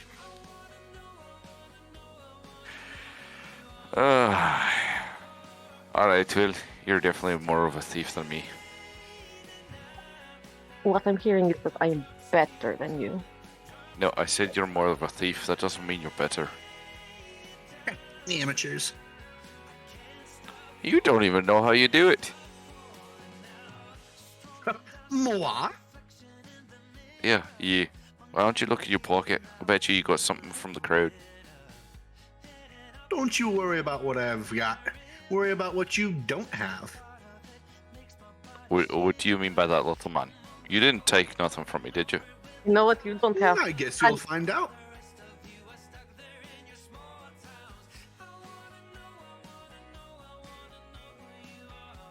right, y'all. I'll be right back. I gotta walk this dog. That pooch needs attention. He does. She will just sit on this computer if I don't give it to her. So. Be All right right, back. go walk that doggy. It's really entertaining. I'm trying so hard to stick with the one singular accent for Alton. It's really hard to stick with it because for whatever reason I keep trying to go Russian when I'm trying to be Scottish.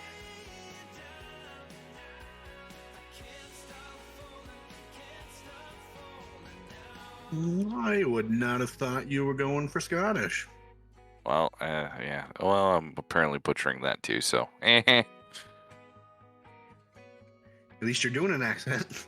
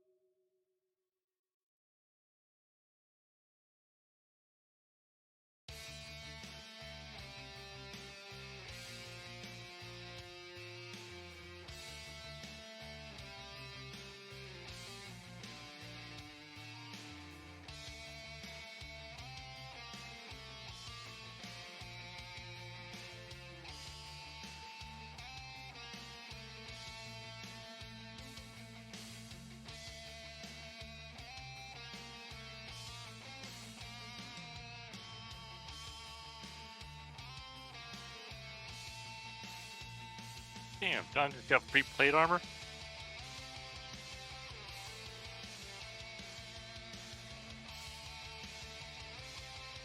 Yeah, he didn't even seem to care. Yeah, I don't think he noticed. It was kind of just a here. This is a thing. Oh, I didn't notice. What the heck happened? Nothing. Nothing Nothing. at all. Nothing. I think somebody sold it for 500 gold pieces, and now they're gambling. Me and Ziliana are just taking turns passing it back and forth. Hot potato, hot potato. Just having a grand old time. Oh, look, she's back in perfect timing. My ears were burning. I knew someone was talking about me. So yeah, scroll up there a bit, Don, to the white text block. There's a thing. Oh, there's a thing up there. Okay. Yes, big things happened. It's a slightly important thing. Okay, so he kneels down in front of Lord Becklin, accepts it humbly, and dons his suit of armor. All right. So plus side, you got your generational plate armor back. The downside is you're going to spend the rest of the day putting it on while the rest of the party does other stuff at the festival. Perfect. He's distracted. Oh, it doesn't. It takes a long time to put on armor, but not that long. We're playing by 1E rules right here. It's like a 9-hour progress for you to get like a 30-minute adventuring day. Ooh. Yikes! This sucks. You will never get out of this armor again. You're like, I'm sleeping in this shit. Screw you. No kidding. Holy crap. I'll mean, take the disadvantage on the fucking dexterity checks. The advantage at that point is you could probably fall asleep standing up and it wouldn't fall over. For sure. Just glitter boy that shit. Get some drills in the heels of your feet so you could just mount yourself into the pavement. I don't know why, but when you said that, my first thought was, wait, we're bedazzling his armor? Ah. Yeah, if you're not familiar with riffs, that definitely is how it sounds. All right, We're definitely bedazzling his armor. Does anyone have anything further they wish to do here at the festival before we proceed with the finale, the High Hill reenactment? Is there a place where I can buy a fishing pole?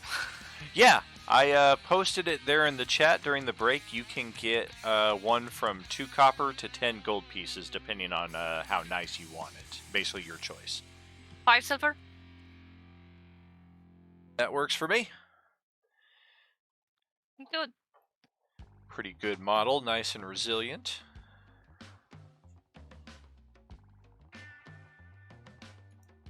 Otherwise, You definitely... Oh.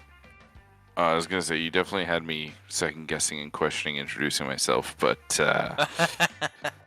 yeah, my... Alton's main focus is getting back there, seeing as he was the one that accepted this shield and said that he would partake in honor of Istid. Or... Ispin. Ispin. Not Istid. Ispin. Jesus, I'm doing His really name's good easy with to names slur when today. you're drunk too. Last time we were all like, Ispis, Miss Bean, Yespis, That guy, you know. they're my buddy, Bean. buddy Yespis.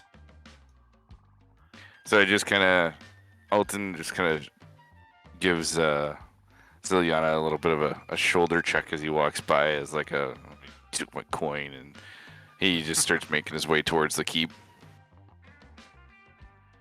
All right. Is there perchance a lost and found chest or stand of some sort? But of course. Beautiful.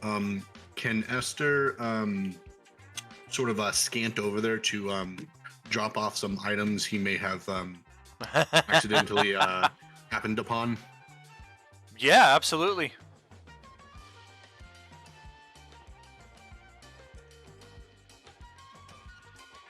Oh, and you're caught in the process. You've been 86'd from the community.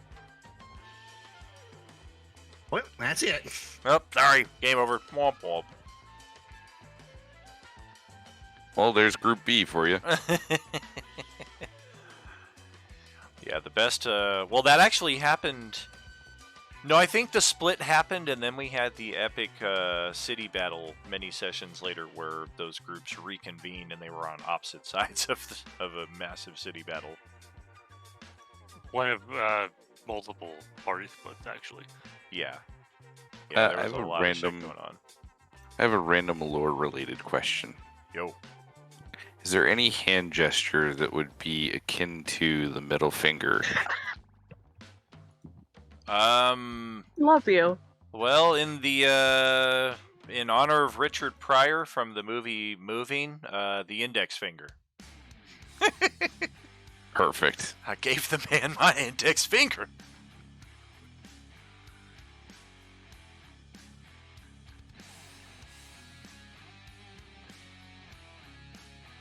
All right. Well, the Kingfisher Festival will culminate. Sorry. Hmm?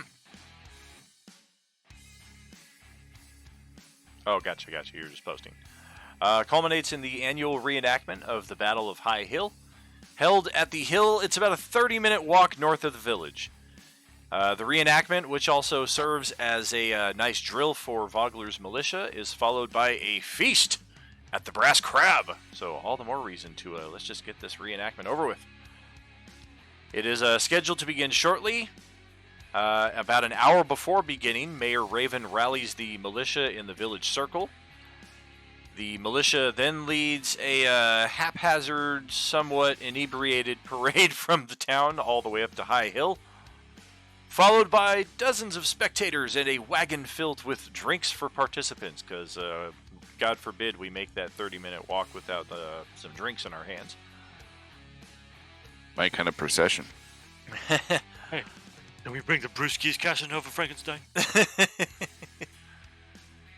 Our good buddy Darrett, who was kind enough to get breakfast for us this morning, finds you as the parade begins. And likewise, as has been the case for most of the day, he has been nearby one or all of you, most recently at the fish catch. Does he happen to have any alcohol with him? Did he bring any alcohol along? I don't have any with me, but I'll be happy to grab one for you. There you go. Be a good lad. Go get me a gulp. Yes, but of course. I'll be right back, sir. And sure enough, he comes back with a frothy ale. As we're- Alden just simply pats him on the head and goes, "You're a good lad." As we're making our way downtown, can I look for Ladera? Yes, indeed. That was one thing I meant to mention. We did cover a little bit of ground there during the break. That was not obvious. Results of that investigation check. That includes looking for her yourself, kind of listening to what other people are talking about, directly asking the occasional person who you know to have been in contact with her. Nobody has seen her all day, and the innkeeper reported that she checked out of her room early this morning.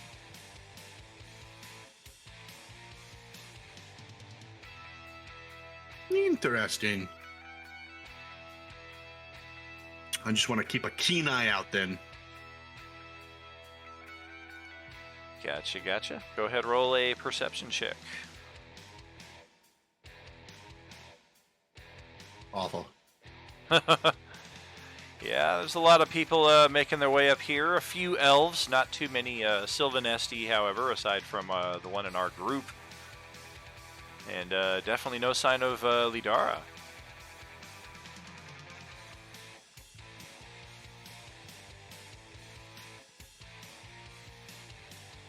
And after arriving at High Hill, after passing through the woods and fields, the parade of militia members and reenactment spectators at last reach their destination.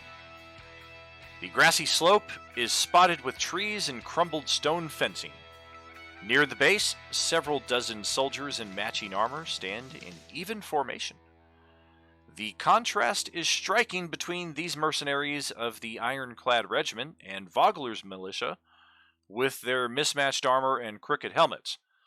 But it does nothing to dampen the spirits of those assembled for the Kingfisher Festival's climactic reenactment. Yep. As the reenactment participants and the spectators break up, just for clarification, is anybody in the group not participating in Ispen's final request? Oh, participate. Liliana is not. I'm in. However, my orating is supposed to be participating. I'm not sure what I'm doing, but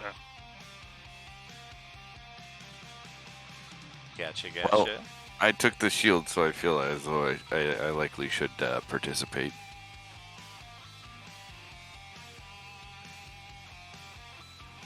Noting that Ziliana is not participating, the mayor herself approaches and encourages you to participate as a judge. It's worth 5 gold pieces.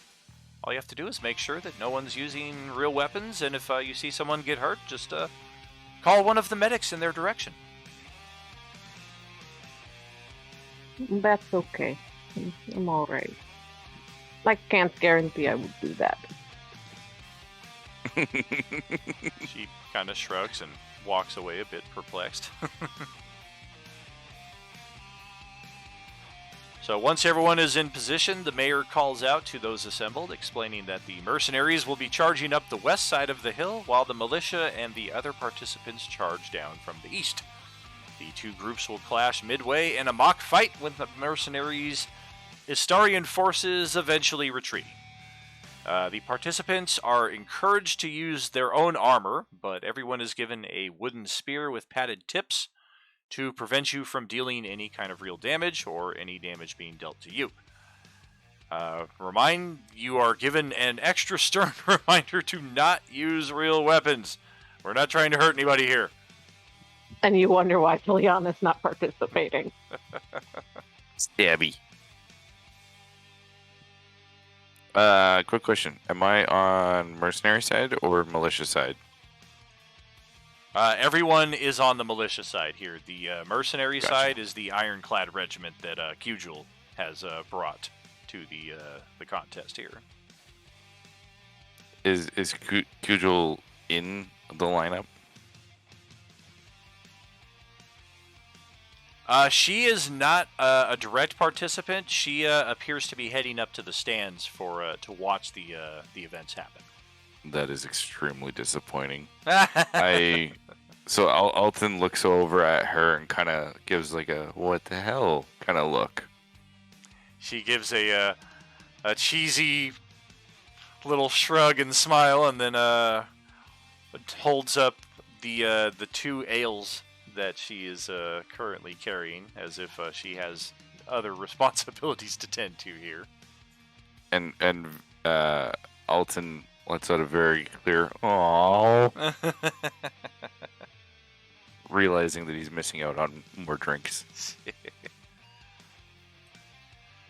And yeah, this is all celebratory, and of course the reenactment does not get off on schedule because there's just a lot of laughter and jostling between the mayor, Cujul, and other spectators.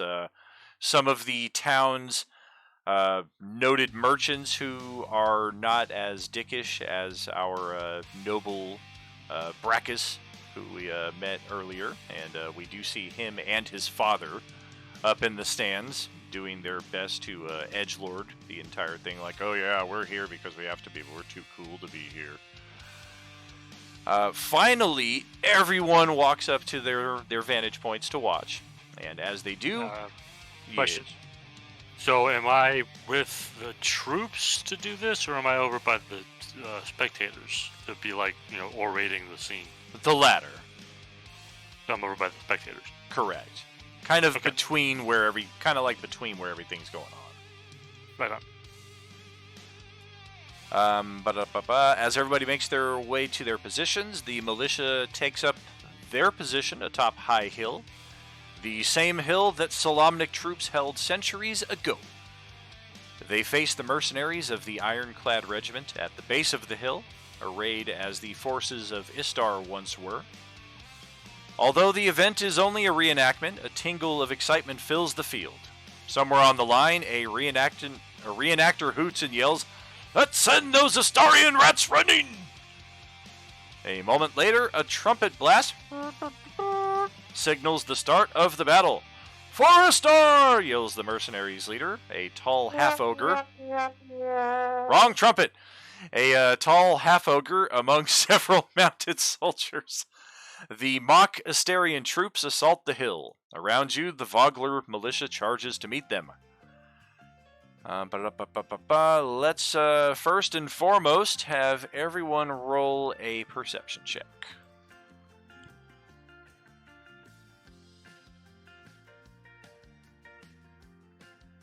Wow.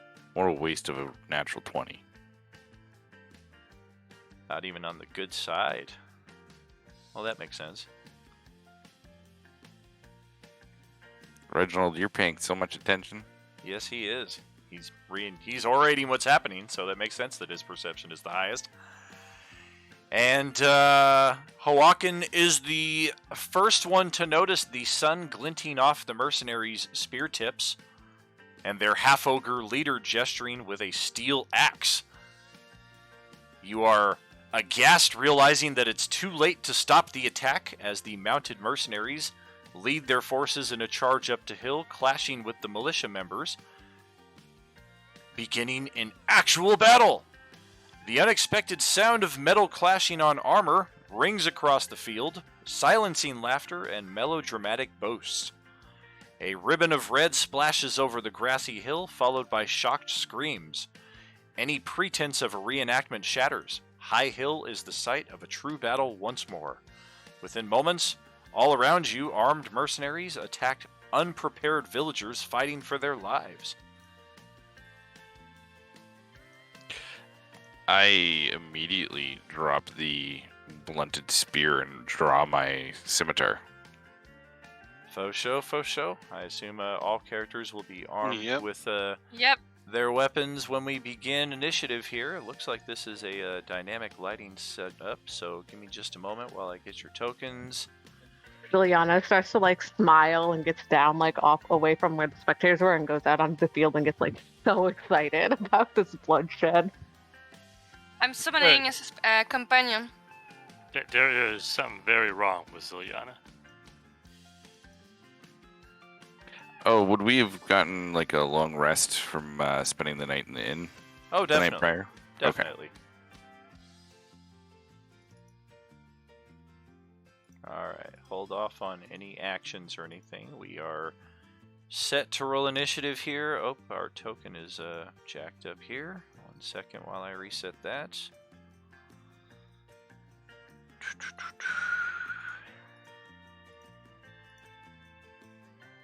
Whoops.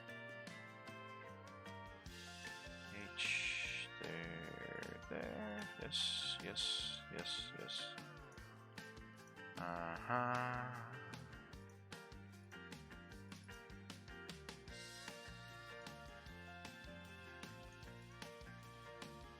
Oh, for goodness sake, come on. There we go.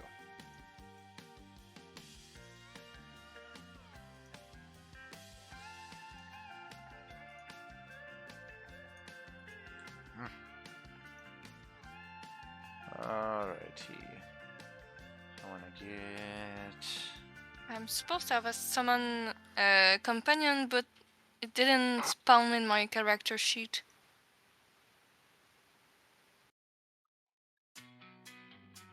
We'll cross that bridge here in just a moment, depending on what, if any, holdup that's going to put on the existing events.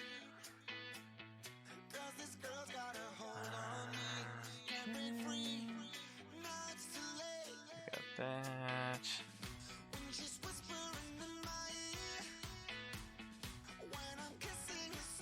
Roughly where everybody is going to be at. Alrighty.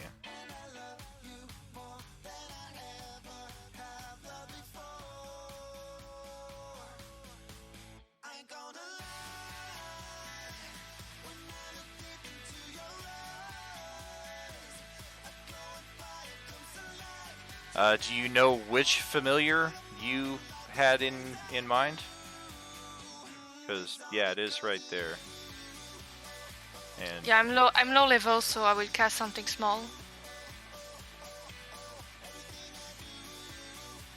right, like there's a set list of familiars. Did you look through those and choose one yet? Like it says right there: bat, cat, crab, frog, hawk, lizard, octopus, owl, etc. I will go for poison snake. We'll go the snake. Okay, 1 second while I grab one of those.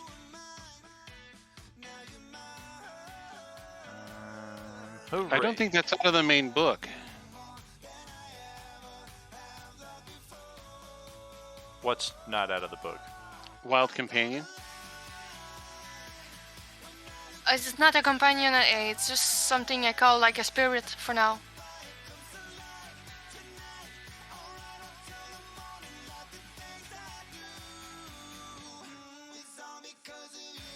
I'm confused. The wild companion ability is like non-existent. Is that what you're saying? No, it's not in the main book. It's part of one of the expansion books. No, it's a weird thing. You can call a spirit from an animal or something. It's a spell that usually I add when I create my character first, but when I remade it, it was not there. It didn't spawn.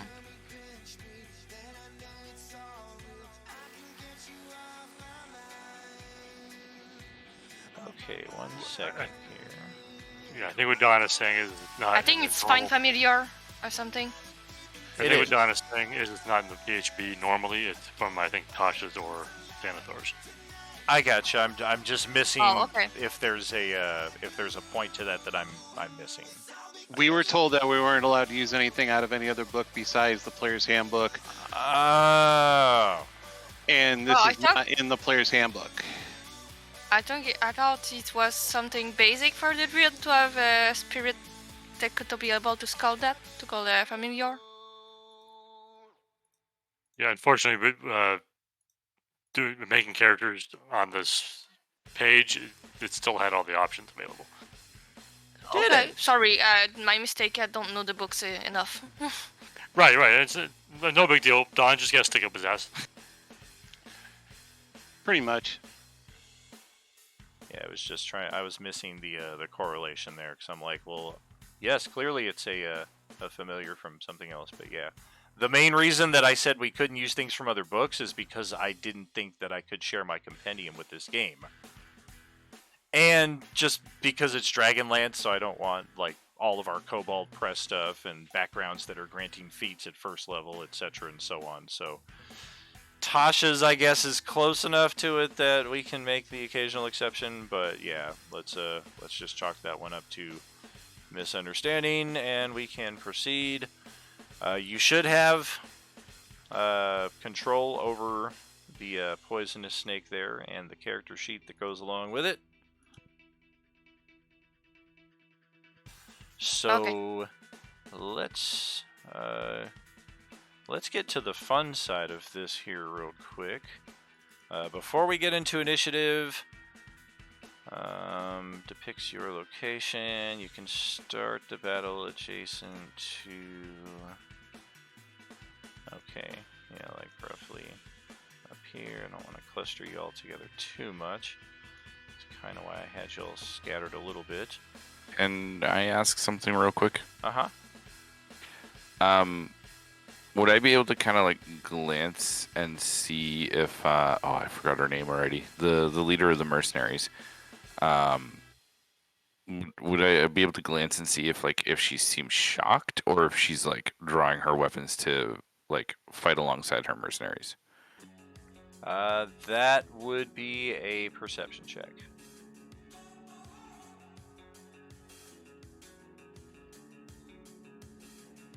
Oh my god. All you see are Slurpees and cigarettes. I like Slurpees.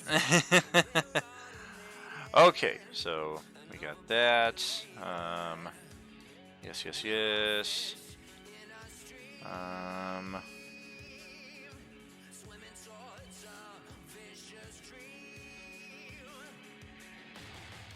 Okay, so it appears that you will have little opportunity to aid the villagers being attacked, as there are 3 hostile mercenary guards, each mounted on a warhorse, that are charging directly at your collective. And this is where it gets a little fun here, because I mean, I'm thinking that copyright wise and what have you, things are okay. Oh, I pinged the wrong area down over here. Because I own the module for it is why. So, I mean, what better mercenaries? What better mercenaries than those guys, right? That's hilarious. They can't win. They won't die. What kind of regeneration do these things have? It's gonna be a good time. Where was my thing? There it is. There it is. I love their face. Let's get one of these. Oh, come on. Here we go. Dang computer, everything's running slowly. Alright, and one of them, of course, shouts out, whose balls did I have to fondle to get my part in this movie? Classic. So yes, go ahead, click your tokens, roll your initiative, and we will proceed from there. Ooh, nice.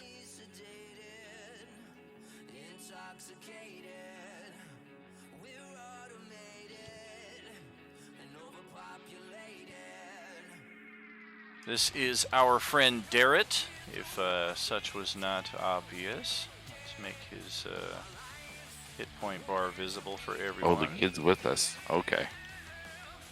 Yeah, our buddy is here. Oh, his token is set with initiative value. I like that. Wow, so is Deadpool.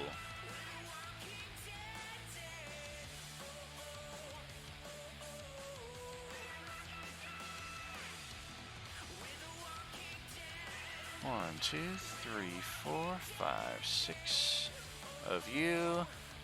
And I have some NPCs.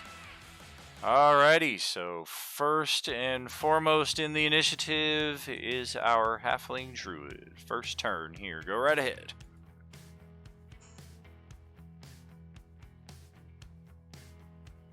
I'm using an elemental infusion on our paladin sword.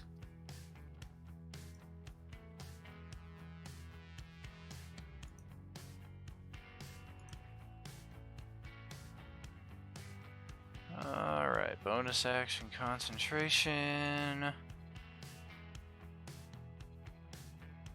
With lightning. I think, yeah. So Reginald's sword now has a lightning infusion? Yep. Alright.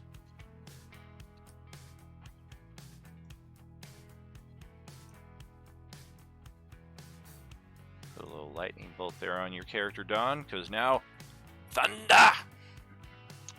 And I'm moving it a bit. Okay.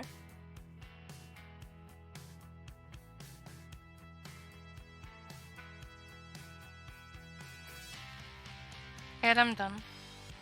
Alrighty. Sure.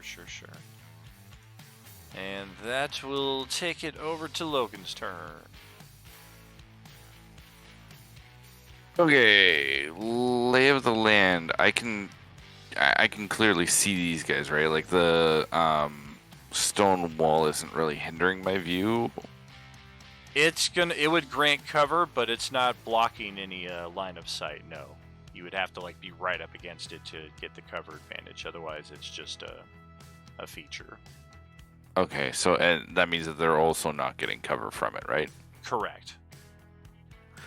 All right. Well, thanks to things that brewed within me in the last incident that I experienced, I'm just gonna start hailing some hellish fire towards them.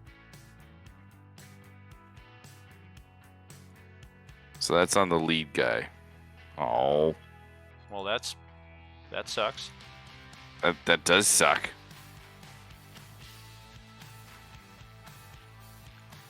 Alrighty.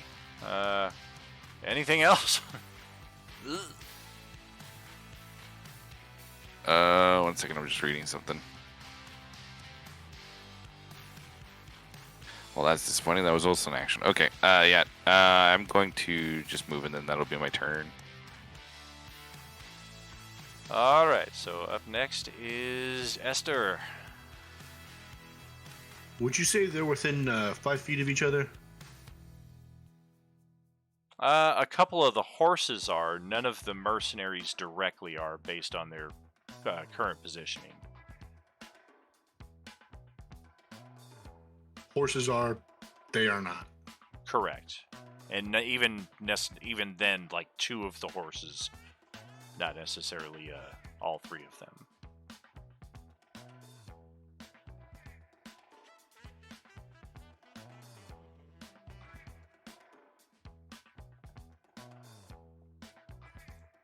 Okay. I am just going to cast magic missile then at the very front dude.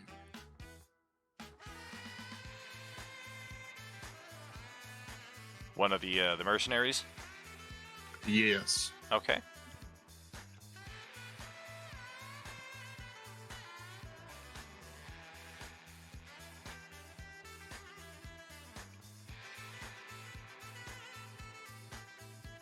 Well, that's 1. You get 2 more of those. Alright, so that's 7, 12.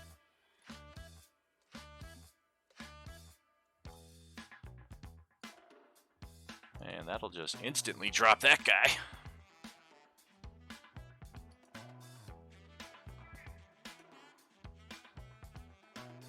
That's it. I can do nothing else. Alrighty, so up next for the mercenaries.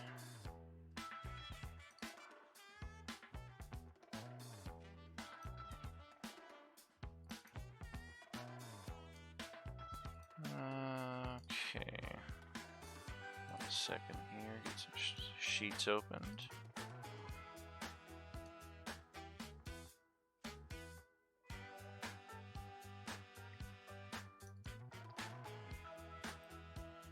Okie dokie.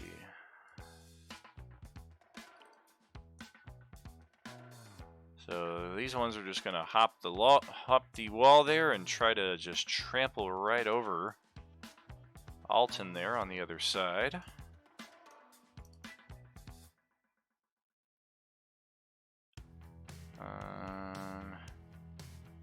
At the end of which, tried a hooves attack. Oh damn! A 19 armor class. Hi. That's 8 bludgeoning. Oh, I think my chat stopped working because I'm not getting any of the rolls coming through. They are GM behind the GM screen. Oh, gotcha. Okay, Yeah, you'll see sorry. it in the Twitch chat. Yeah, I just had this moment. I'm like, nothing's happening. So, sorry. What was it that you rolled? It's a 19 to hit for 8 bludgeoning. Oh, you bastard. Okay. And because it moved 20 feet and hit you, it's going to try the trample. I also have Hellish Rebuke, by the way. Okay.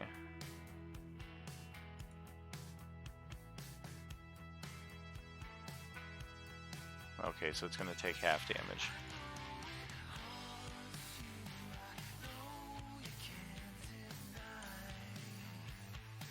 Back to what it was doing. Strength saving throw. As a result of being trampled, it may knock you prone here.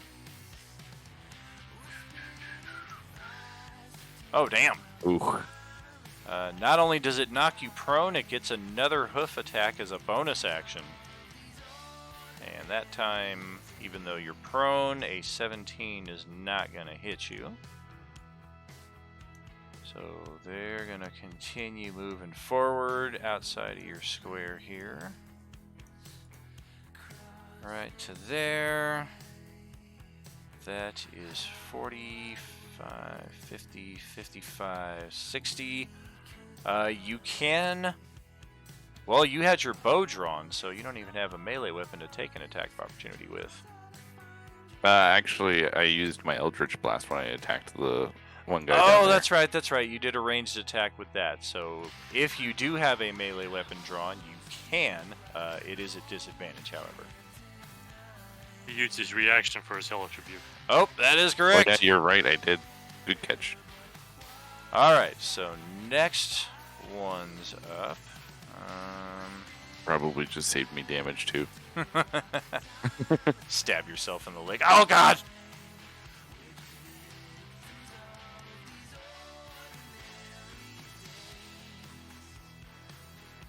Alright, let's see.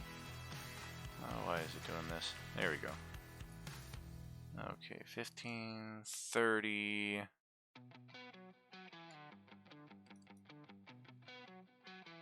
45.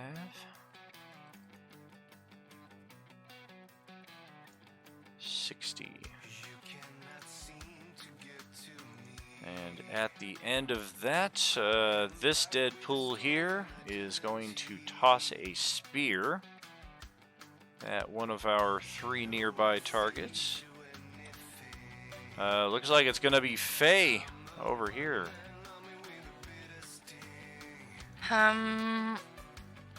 You're too close for me. Oh! They rolled an 8, so that's not going to hit. On the other side of the die, it rolled a natural 20, though, so that could have sucked. Would it what? It missed. It rolled an 8. No, nothing doing. And our next warhorse is just following the trend. And looks like it's coming straight at Hawakin here, inexplicably. What the hell did I do to you, horse? Bam! I don't know, an 11 to hit you? No, I'm a 14. Alright, yeah, the horse charges up. It appears a little panicked here midway through its charge. It drops the mercenary over the top of the wall there. And charges right at Hawakin. Nothing doing. That'll pass it over to Ziliana, who is all the way on the outskirts over here. Nearby. Yeah, but she's got an idea, so watch this not work out. So, my movement, get near one of the dead pools, specifically the one that stabbed my bestie.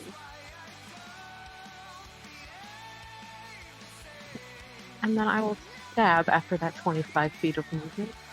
Because I'm not a fan of this man. Alright. Ironically, he didn't take any attack at all. The horse did everything. Well, fuck, I'll stab the horse too. I don't care. Well, it's one or the other. They're 2 separate targets.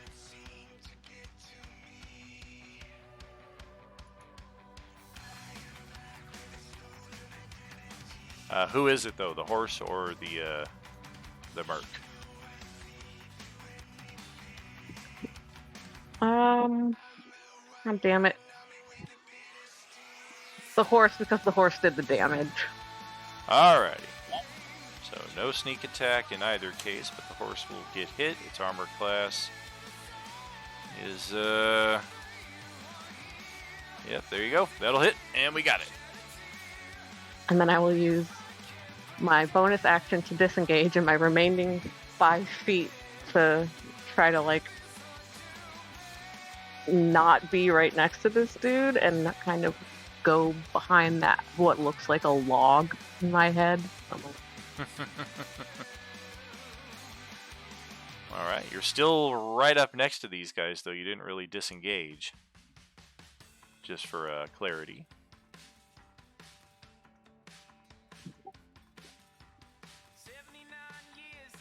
I managed to try to hide behind said log and just be like, I'm not even here anymore. Like, you didn't even see me. Oh, he saw you, and he was ready for such an event. And after your turn is over, he will react with a spear attack. Oh, dear God, a natural 20. And that Well, is sounds about right. that's 7 piercing damage from the critical strike in response to you charging up on this dude.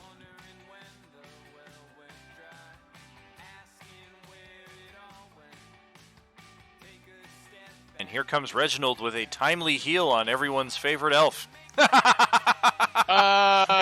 Maybe. Possibly, maybe. Anyways, I I want want the to come over. giggling. Behavior. Yeah, I'm not saving any of you.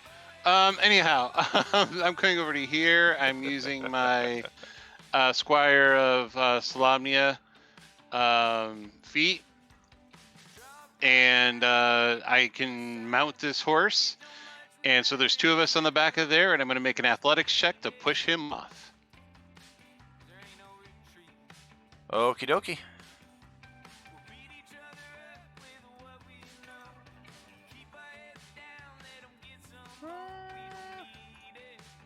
Oh. Ah!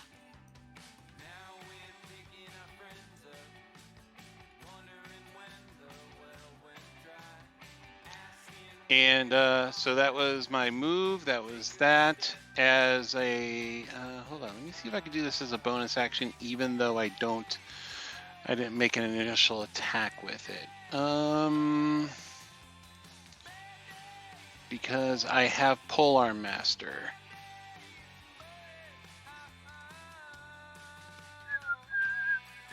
When you take an attack action and attack only with the halberd, okay, I can use the bonus action, but I didn't do that. So, can I spur the horse to stomp on him? The horse has already taken its action this round. Okay, then that will end my turn. I now have control of his horse. Yeah, you do. Did he take damage from the fall? He did not. It wasn't even 10 feet. Okay. Hawakin, over to you. He only got a 5 on his athletics check, though. He had no chance. He just fell right out. Well, That was the wrong one. I went for Wilhelm and I misclicked. Yeah. well, I'm dodging this crazy horse. I don't really want to get on the horse, so go away. I guess seeing the one guy that's still mounted over there, I will break out my. Yeah, I'll break out my bow and I'll take a shot at that guy. The guy that just got knocked on the ground? No, the one that's still mounted. Gotcha. All right.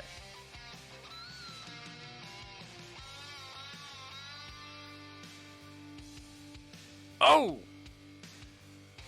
Oh, yeah, that is true and gets him right through the center.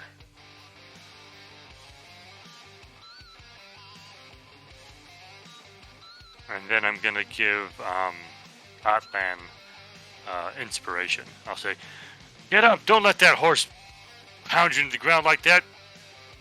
Show us what you're made of."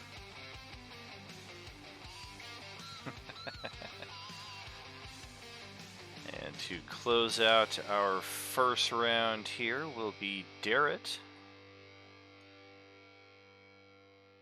And he's going to take advantage of our loose flanking rules. Step right on up here. Roll up for the magical mystery tour. Step right this way.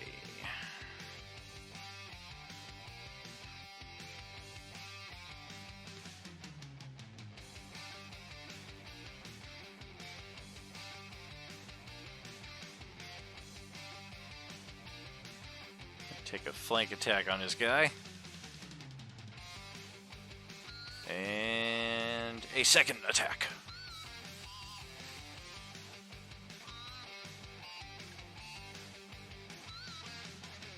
One strike there. Oops, wrong side. There we go. Draws his greatsword, comes right up, takes a slash on this mercenary who is still down on the ground. And on initiative count 0, something happens. The edge of the battlefield encounter map is a region called the Fray. All this little fiery border here that we see around all sides of it. There are events taking place on the active battlefield here. It's an interpretation of the dangers of combat, from clashing combatants to deadly spells. It is also the source of additional threats.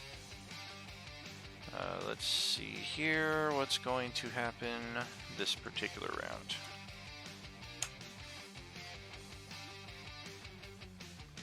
Two terrified, riderless warhorses bolt from the fray. One random player must succeed on a dexterity saving throw or be knocked prone. The horses then dash off the battlefield. So one of you will be rolling a dexterity saving throw. That player is... Oh man, everybody's just coming right after the halfling here. So 2 horses charge right at now. That is going to be a dexterity saving. Animals. You can't do it as a reaction though. Okay. It'll be a dexterity saving throw. As these panicked horses just charge right through before you're even like, oh my god, what happened?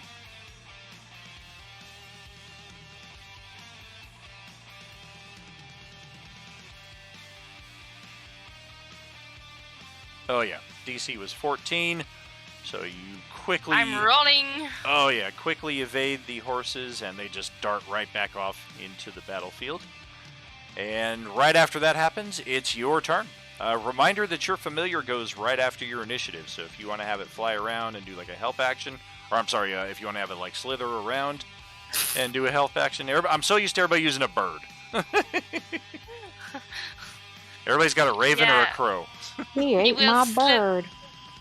He will slither over the air and attack that guy. Oh, advantage because the guy is prone. You should have the character sheet, so you can just click the attack button there on it. Where? I dragged it into the journal. It should be under Poisonous Snake. Yep, right there in your character journal. My character journal? Uh-huh. It should be... Okay, I found it. Perfect. I'm going to move it so it's right under your character, too, going forward, so it's easier to get. This? Yeah! So it's a And- poisonous bite? And you have advantage, so it's a 15. That will hit. And your snake just killed this dude. Yay. Guy only had 5 hit points, or 4 hit points left, and you did 5. So I'm moving. Sorry, I have some pain. You're good. Here and shooting him. Gotcha. Gonna shoot the other guy on the horse. Oh! Damn. Well, yeah, he's done. And that's all the mercenaries. Yay. I was so helpful. Gotcha, you're dead. A hulking figure swinging a formidable battle axe leads a band of mercenaries through the chaos. He cuts through the few remaining members of Vogler's militia as he draws closer. Now to bring in our hidden initiative participants. I'm recalling my snake. Gotcha.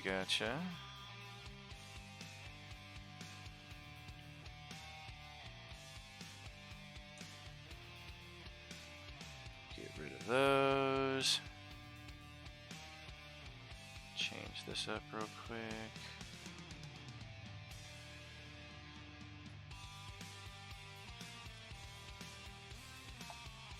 Alright, so you do your thing, and on the edge of the battlefield right over here,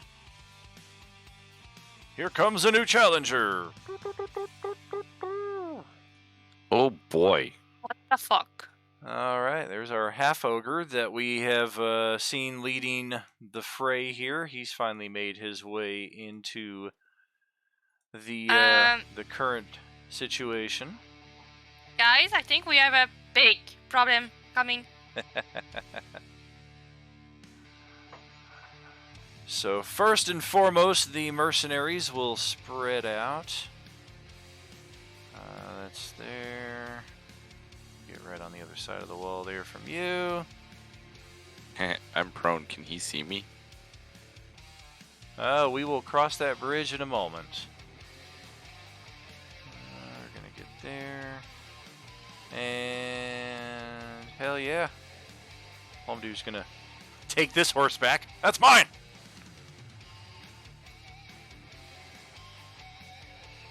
Otherwise, 30 feet right to there. Alright, yeah, directly on the other side of the wall, he can see you right there. Whether you're his target That's is unfortunate. another matter. They definitely appear to be using the wall for cover. This guy here is going to take a thrown spear attack before diving back or stepping back behind the cover there. Let's just see who they are attacking.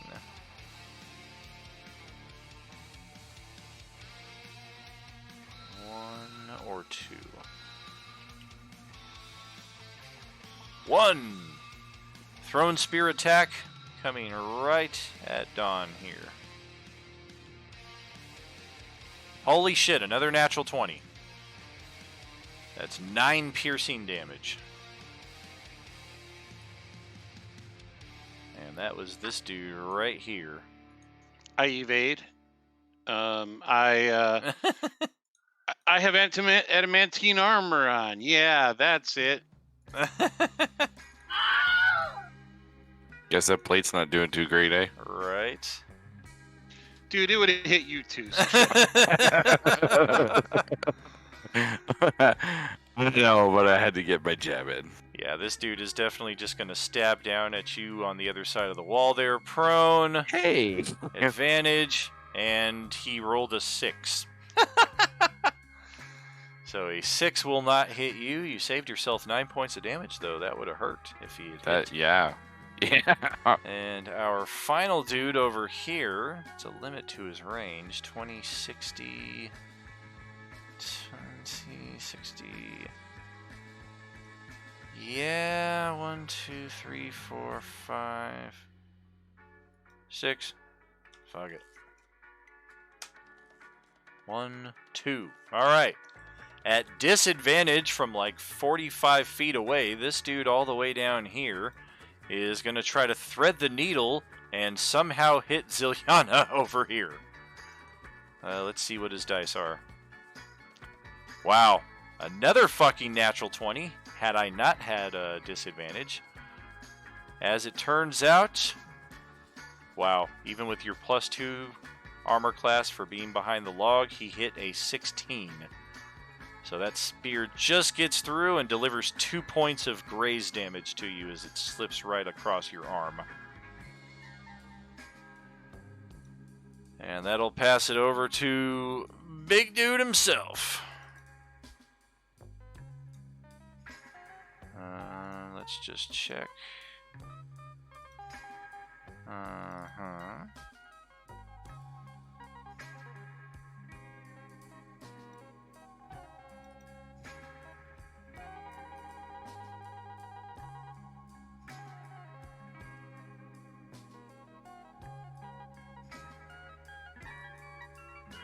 It's gonna step right there, seeing the success of previous attacks, or previous attack.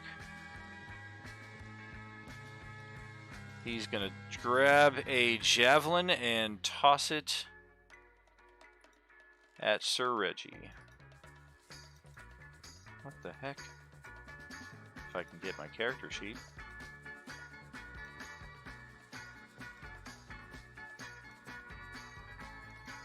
Nothing doing. A 14 to hit, and actually, well, let's see, 10, 20. He's got 30-foot range, so yeah, 14 to hit. It just sails right by you. And right on the other side of the wall. That's over to you. A coward who hides behind those minions. I'm feeling like I'm in danger. Get up! Move faster! I'm in danger.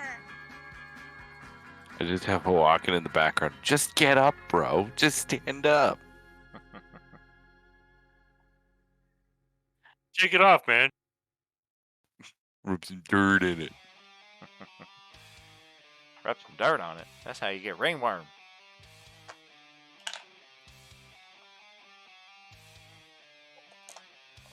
Oh, I'm sorry. Is it my turn? It's your turn, yep. Oh, my bad, dude. I totally just planked right out. No Went worries. Space Cadet. So all three of the guys on the other side of the wall are completely alive, and so is the big dude. I have inspiration. Man, I would kind of wish I took a second level fighter before going Warlock. Yeah, This especially one when your action pace thing ring is comes kind of. going. Yeah. Alright, shit, if I move away, they're gonna attack too. God, okay, I'm still prone too, right? So I've got to get up as well. Yeah, God and damn. you're Oh. adjacent to somebody.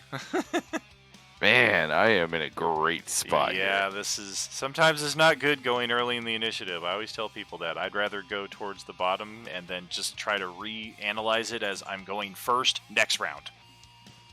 Yeah, shit. Okay. So for getting up from prone, that's an action, correct? Or is it half movement? The latter. Gotcha. Okay, so well, obviously I'm gonna get up because I don't want them having advantage against me.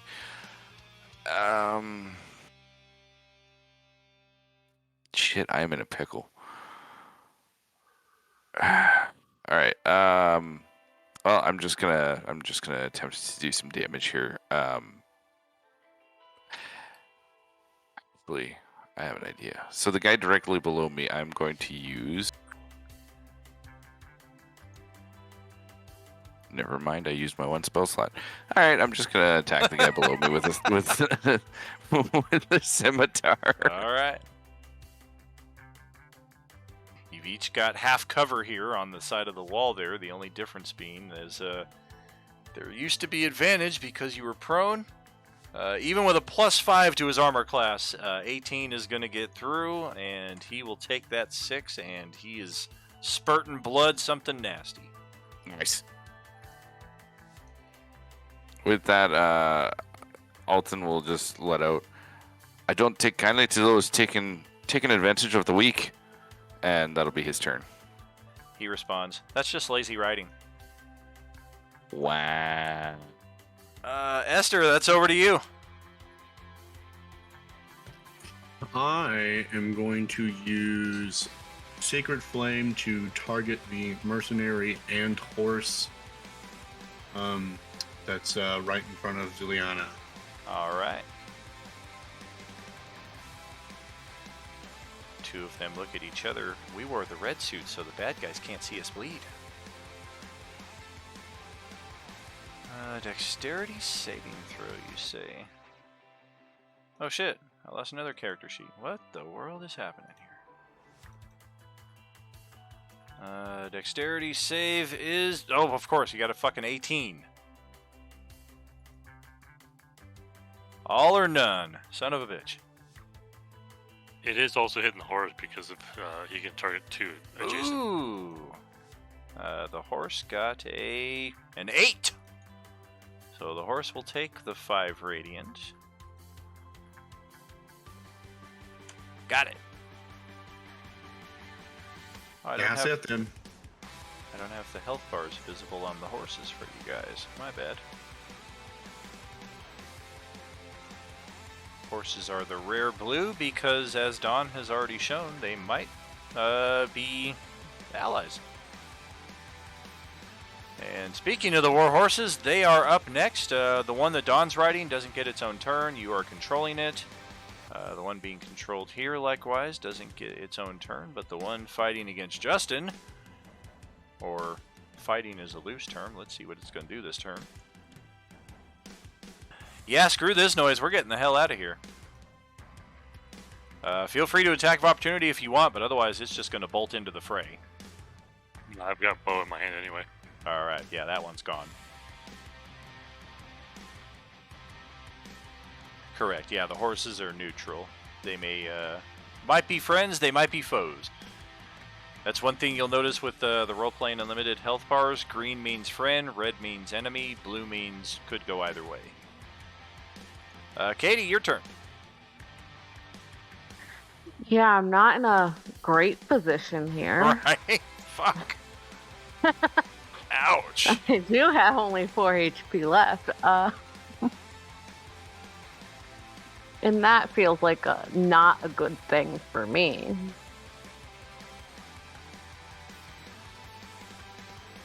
So what I'm gonna do... this is so not gonna work out for me, but I'm gonna do it anyway.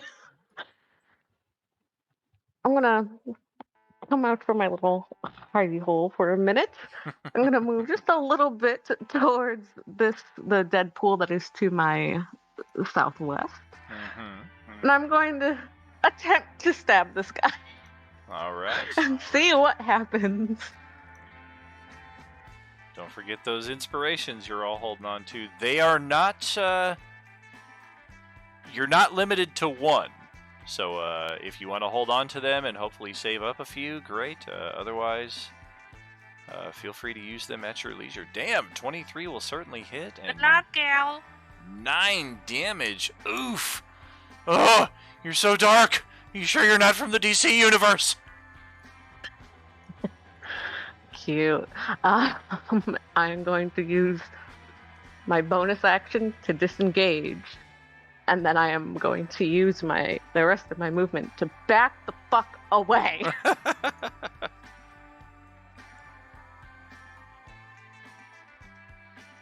All right. And that'll be my turn. There you go. Successful stabby, and over to Reggie.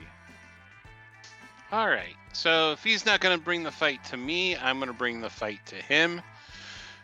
So me and the horse. Are you going to give me control of this horse, or do you want to move it? Oh, yes. Oh, I have to give you control of the character sheet, and I don't know where that is. I'll just move okay. it for the time being. Okay, so I'm going to move this way with the horse. I'm going to leap over the wall, hopefully land on him with the horse. And then I'm going to utilize my vow of immunity. So I am going to, with that challenge, I get advantage on my attack rolls for 1 minute against him. Gotcha. And then attacking with the halberd. Okay. So I don't know if you want to roll a horse attack against the guy that I landed on, or... Landed second. on Todd.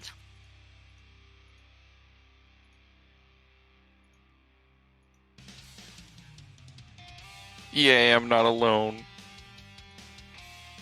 Oh yeah, I got a 19 on the attack, and that will finish that mercenary off. 18 will definitely hit the big guy with his armor class of 12, and he will take 7. And slice. Yeah, and it's 7 lightning. I mean, if that means anything, because I don't think it gives additional damage, does it? Infuse. I don't Hold on, think let me so. I think it's just the elemental aspect of it. Yeah. So, all right. So he takes lightning damage. Okay. You may need to scroll down in the journal there, Don, but I did open the Warhorse character sheet open for you. It should be under the creatures folder until I can drag it into our folder. But Okay. just for a heads up. Otherwise, over to Justin.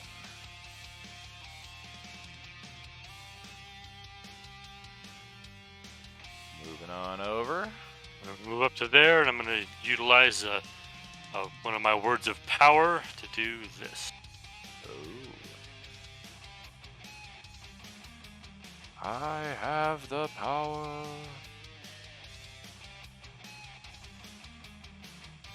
Oh! Well, that's fucking beautiful.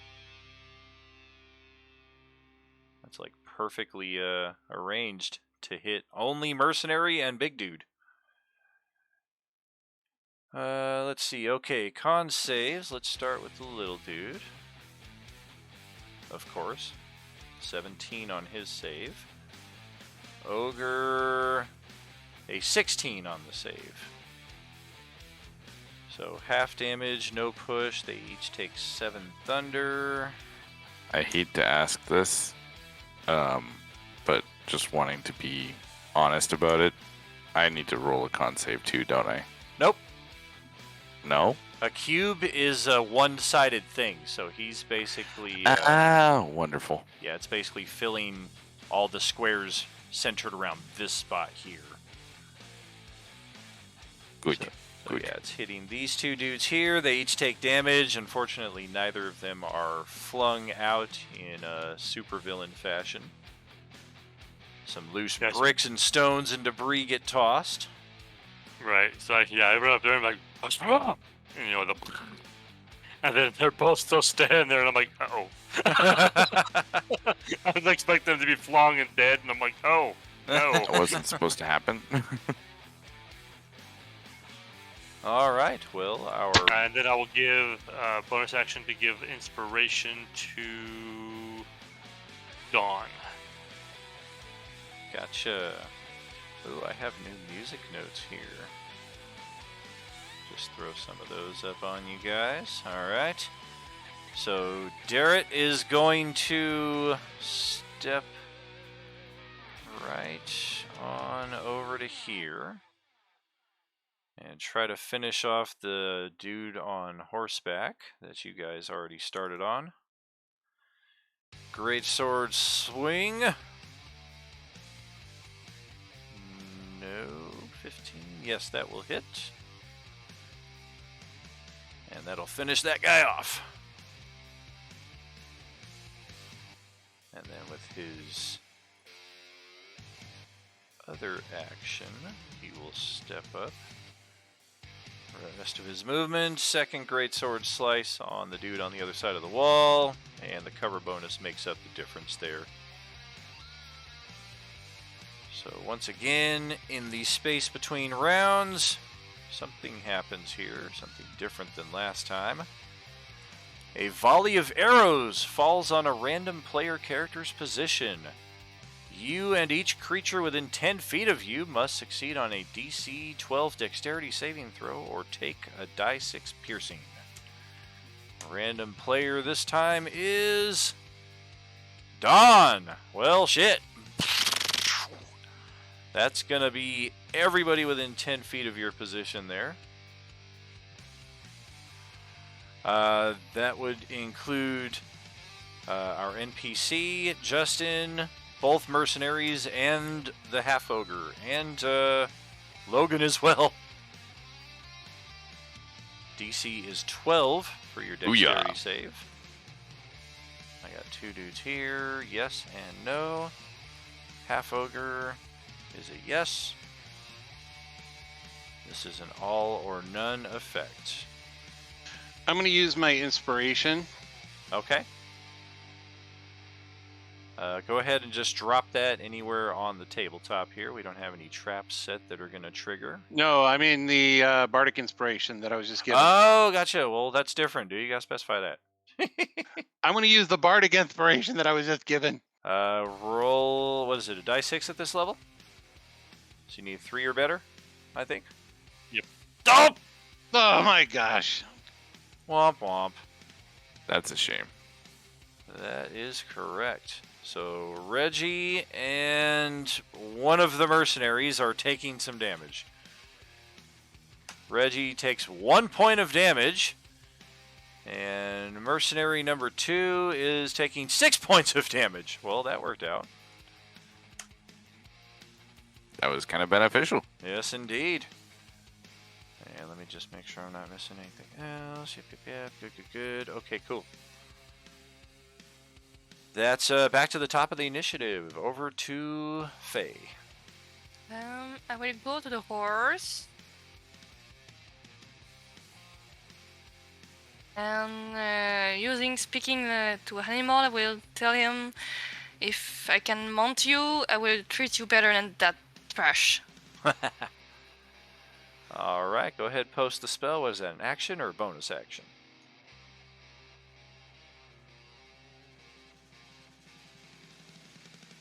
Wait a second, I don't see it.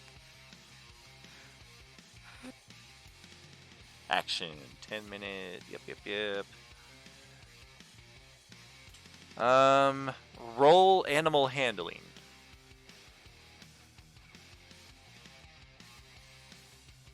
Nice.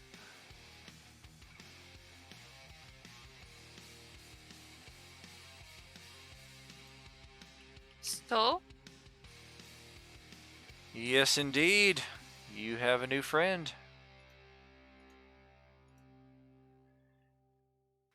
get lost, I take the horse. All right. That would be your move and your action, and you still have a bonus action. No, but why did my life cut down? I didn't get hit. That's not yours. That's the you have a green health bar. Can I move the horse, or is my turn is done? The horse can move, yeah. I have to move it for you though. It's kind of set. Yeah, I right will now. move upward. As It also far as I took- can. It also took half her movement to get on the horse. It takes 15 feet of movement to get onto a horse. Correct. Yeah, I'm just moving as far as I can upward. Sure thing. Go ahead, move a few squares up. I'll send the horse to follow you. I think that's the max I can go. There we go. All right. So the mercenaries who are still living, there's 2 of them. Let's get this guy deaded, because he is. Well, they've got Reggie in a perfect flank here, so they're going to take advantage of that. And stab. I rolled 4 d20s, and the highest number I got was a 10. So Phew. on to the half ogre, who has no flank advantage here. He is going to take a swing two-handed with his battle axe. And if he had had advantage, that would have been a 19 to hit for 23 slashing.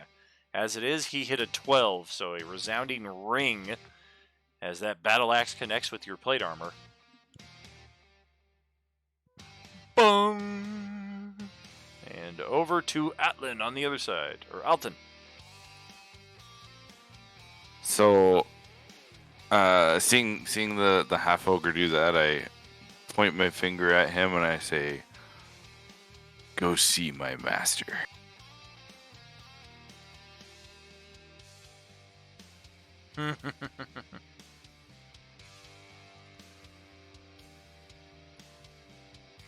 Oh my god, he got a 12 on his save.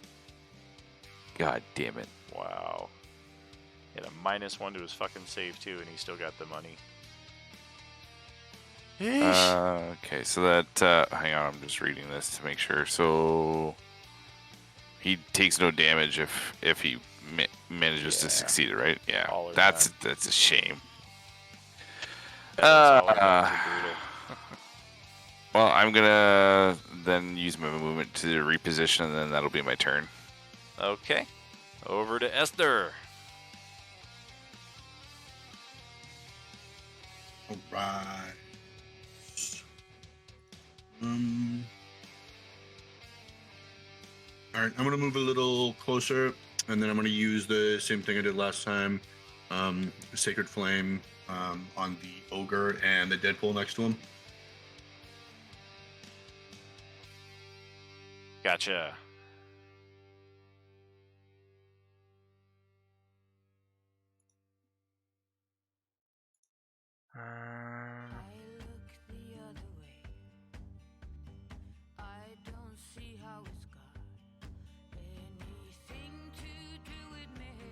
I think this one is just hitting the ogre, though, right? Because the last time it hit them both because the guy was on top of him. Within 5 feet of each other, and I assume because their bubbles are basically touching that they're within 5 feet. It's part of his sorcerer abilities. Okay. That makes sense, because I'm not seeing that in the spell description. There we go. Oh yeah, sorry. One creature, two creatures. Okay, cool, and it's not all creatures within 5 feet, because then that would suck. Okay, let's see. Dex saves. Start with the Merc. Natural 1! Nice. And the Half Ogre, a 5! Nice. So, this dude only had 4 hit points left, so he is dead, and the ogre will take another 5, and that much closer to the end.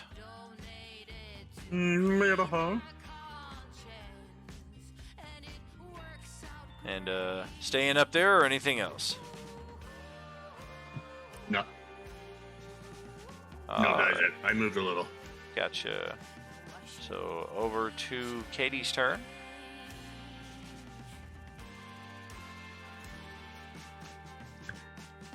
Okay.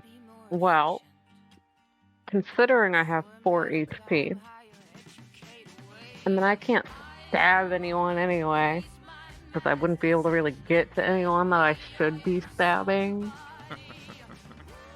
I mean, I could stab my own party members. I'm not going to today. Rest assured, all of you. So I am just going to keyword being stakes, please. You get me. This guy You had the get right me. idea. He wore the brown pants. I think for my action, I'm just going to drink a potion to no longer have just 4 HP. And then that will be my entire turn. It's just drinking my potion. All right, you get the full restorative value there for that. And that'll pass it over to Reggie's turn. All right. So I'm going to take another halberd attack against him at advantage. All right.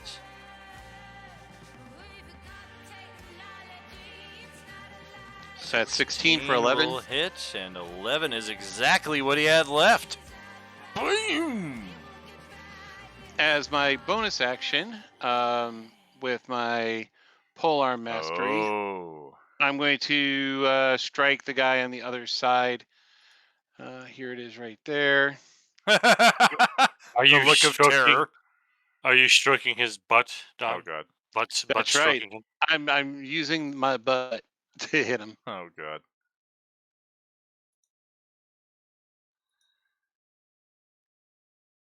Well, let's see what you got. Oh man. As the haft of the polearm comes down, he looks up at you and just says, "Life is an endless series of train wrecks with only brief commercial-like breaks of happiness." And then he's dead.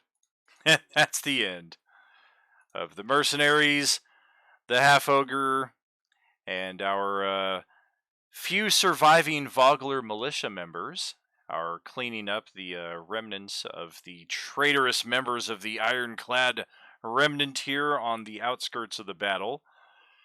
And as the battle comes to an end around the same time as the conclusion of this session, your characters have obtained the XP necessary for level 3. As stated, 2 Hooray! sessions. Nice.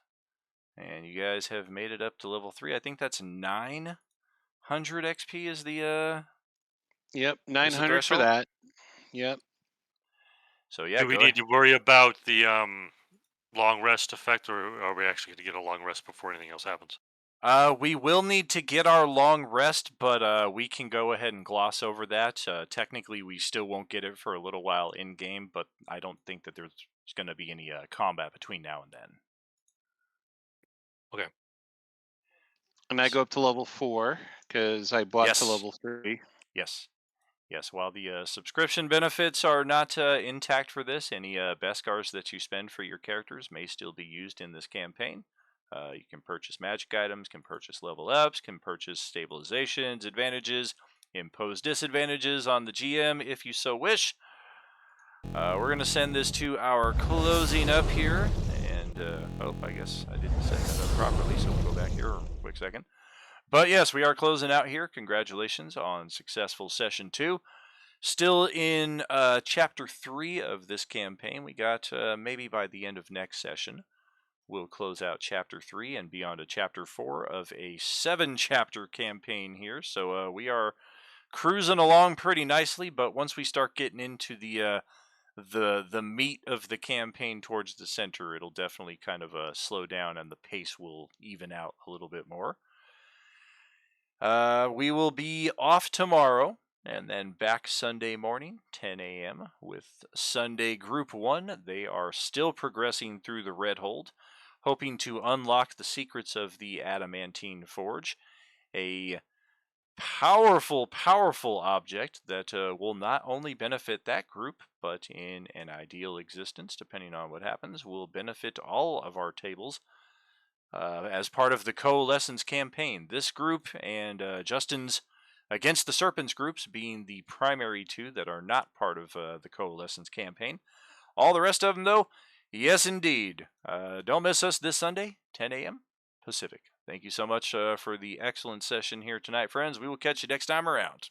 Are you with us? Woot woot. Woo!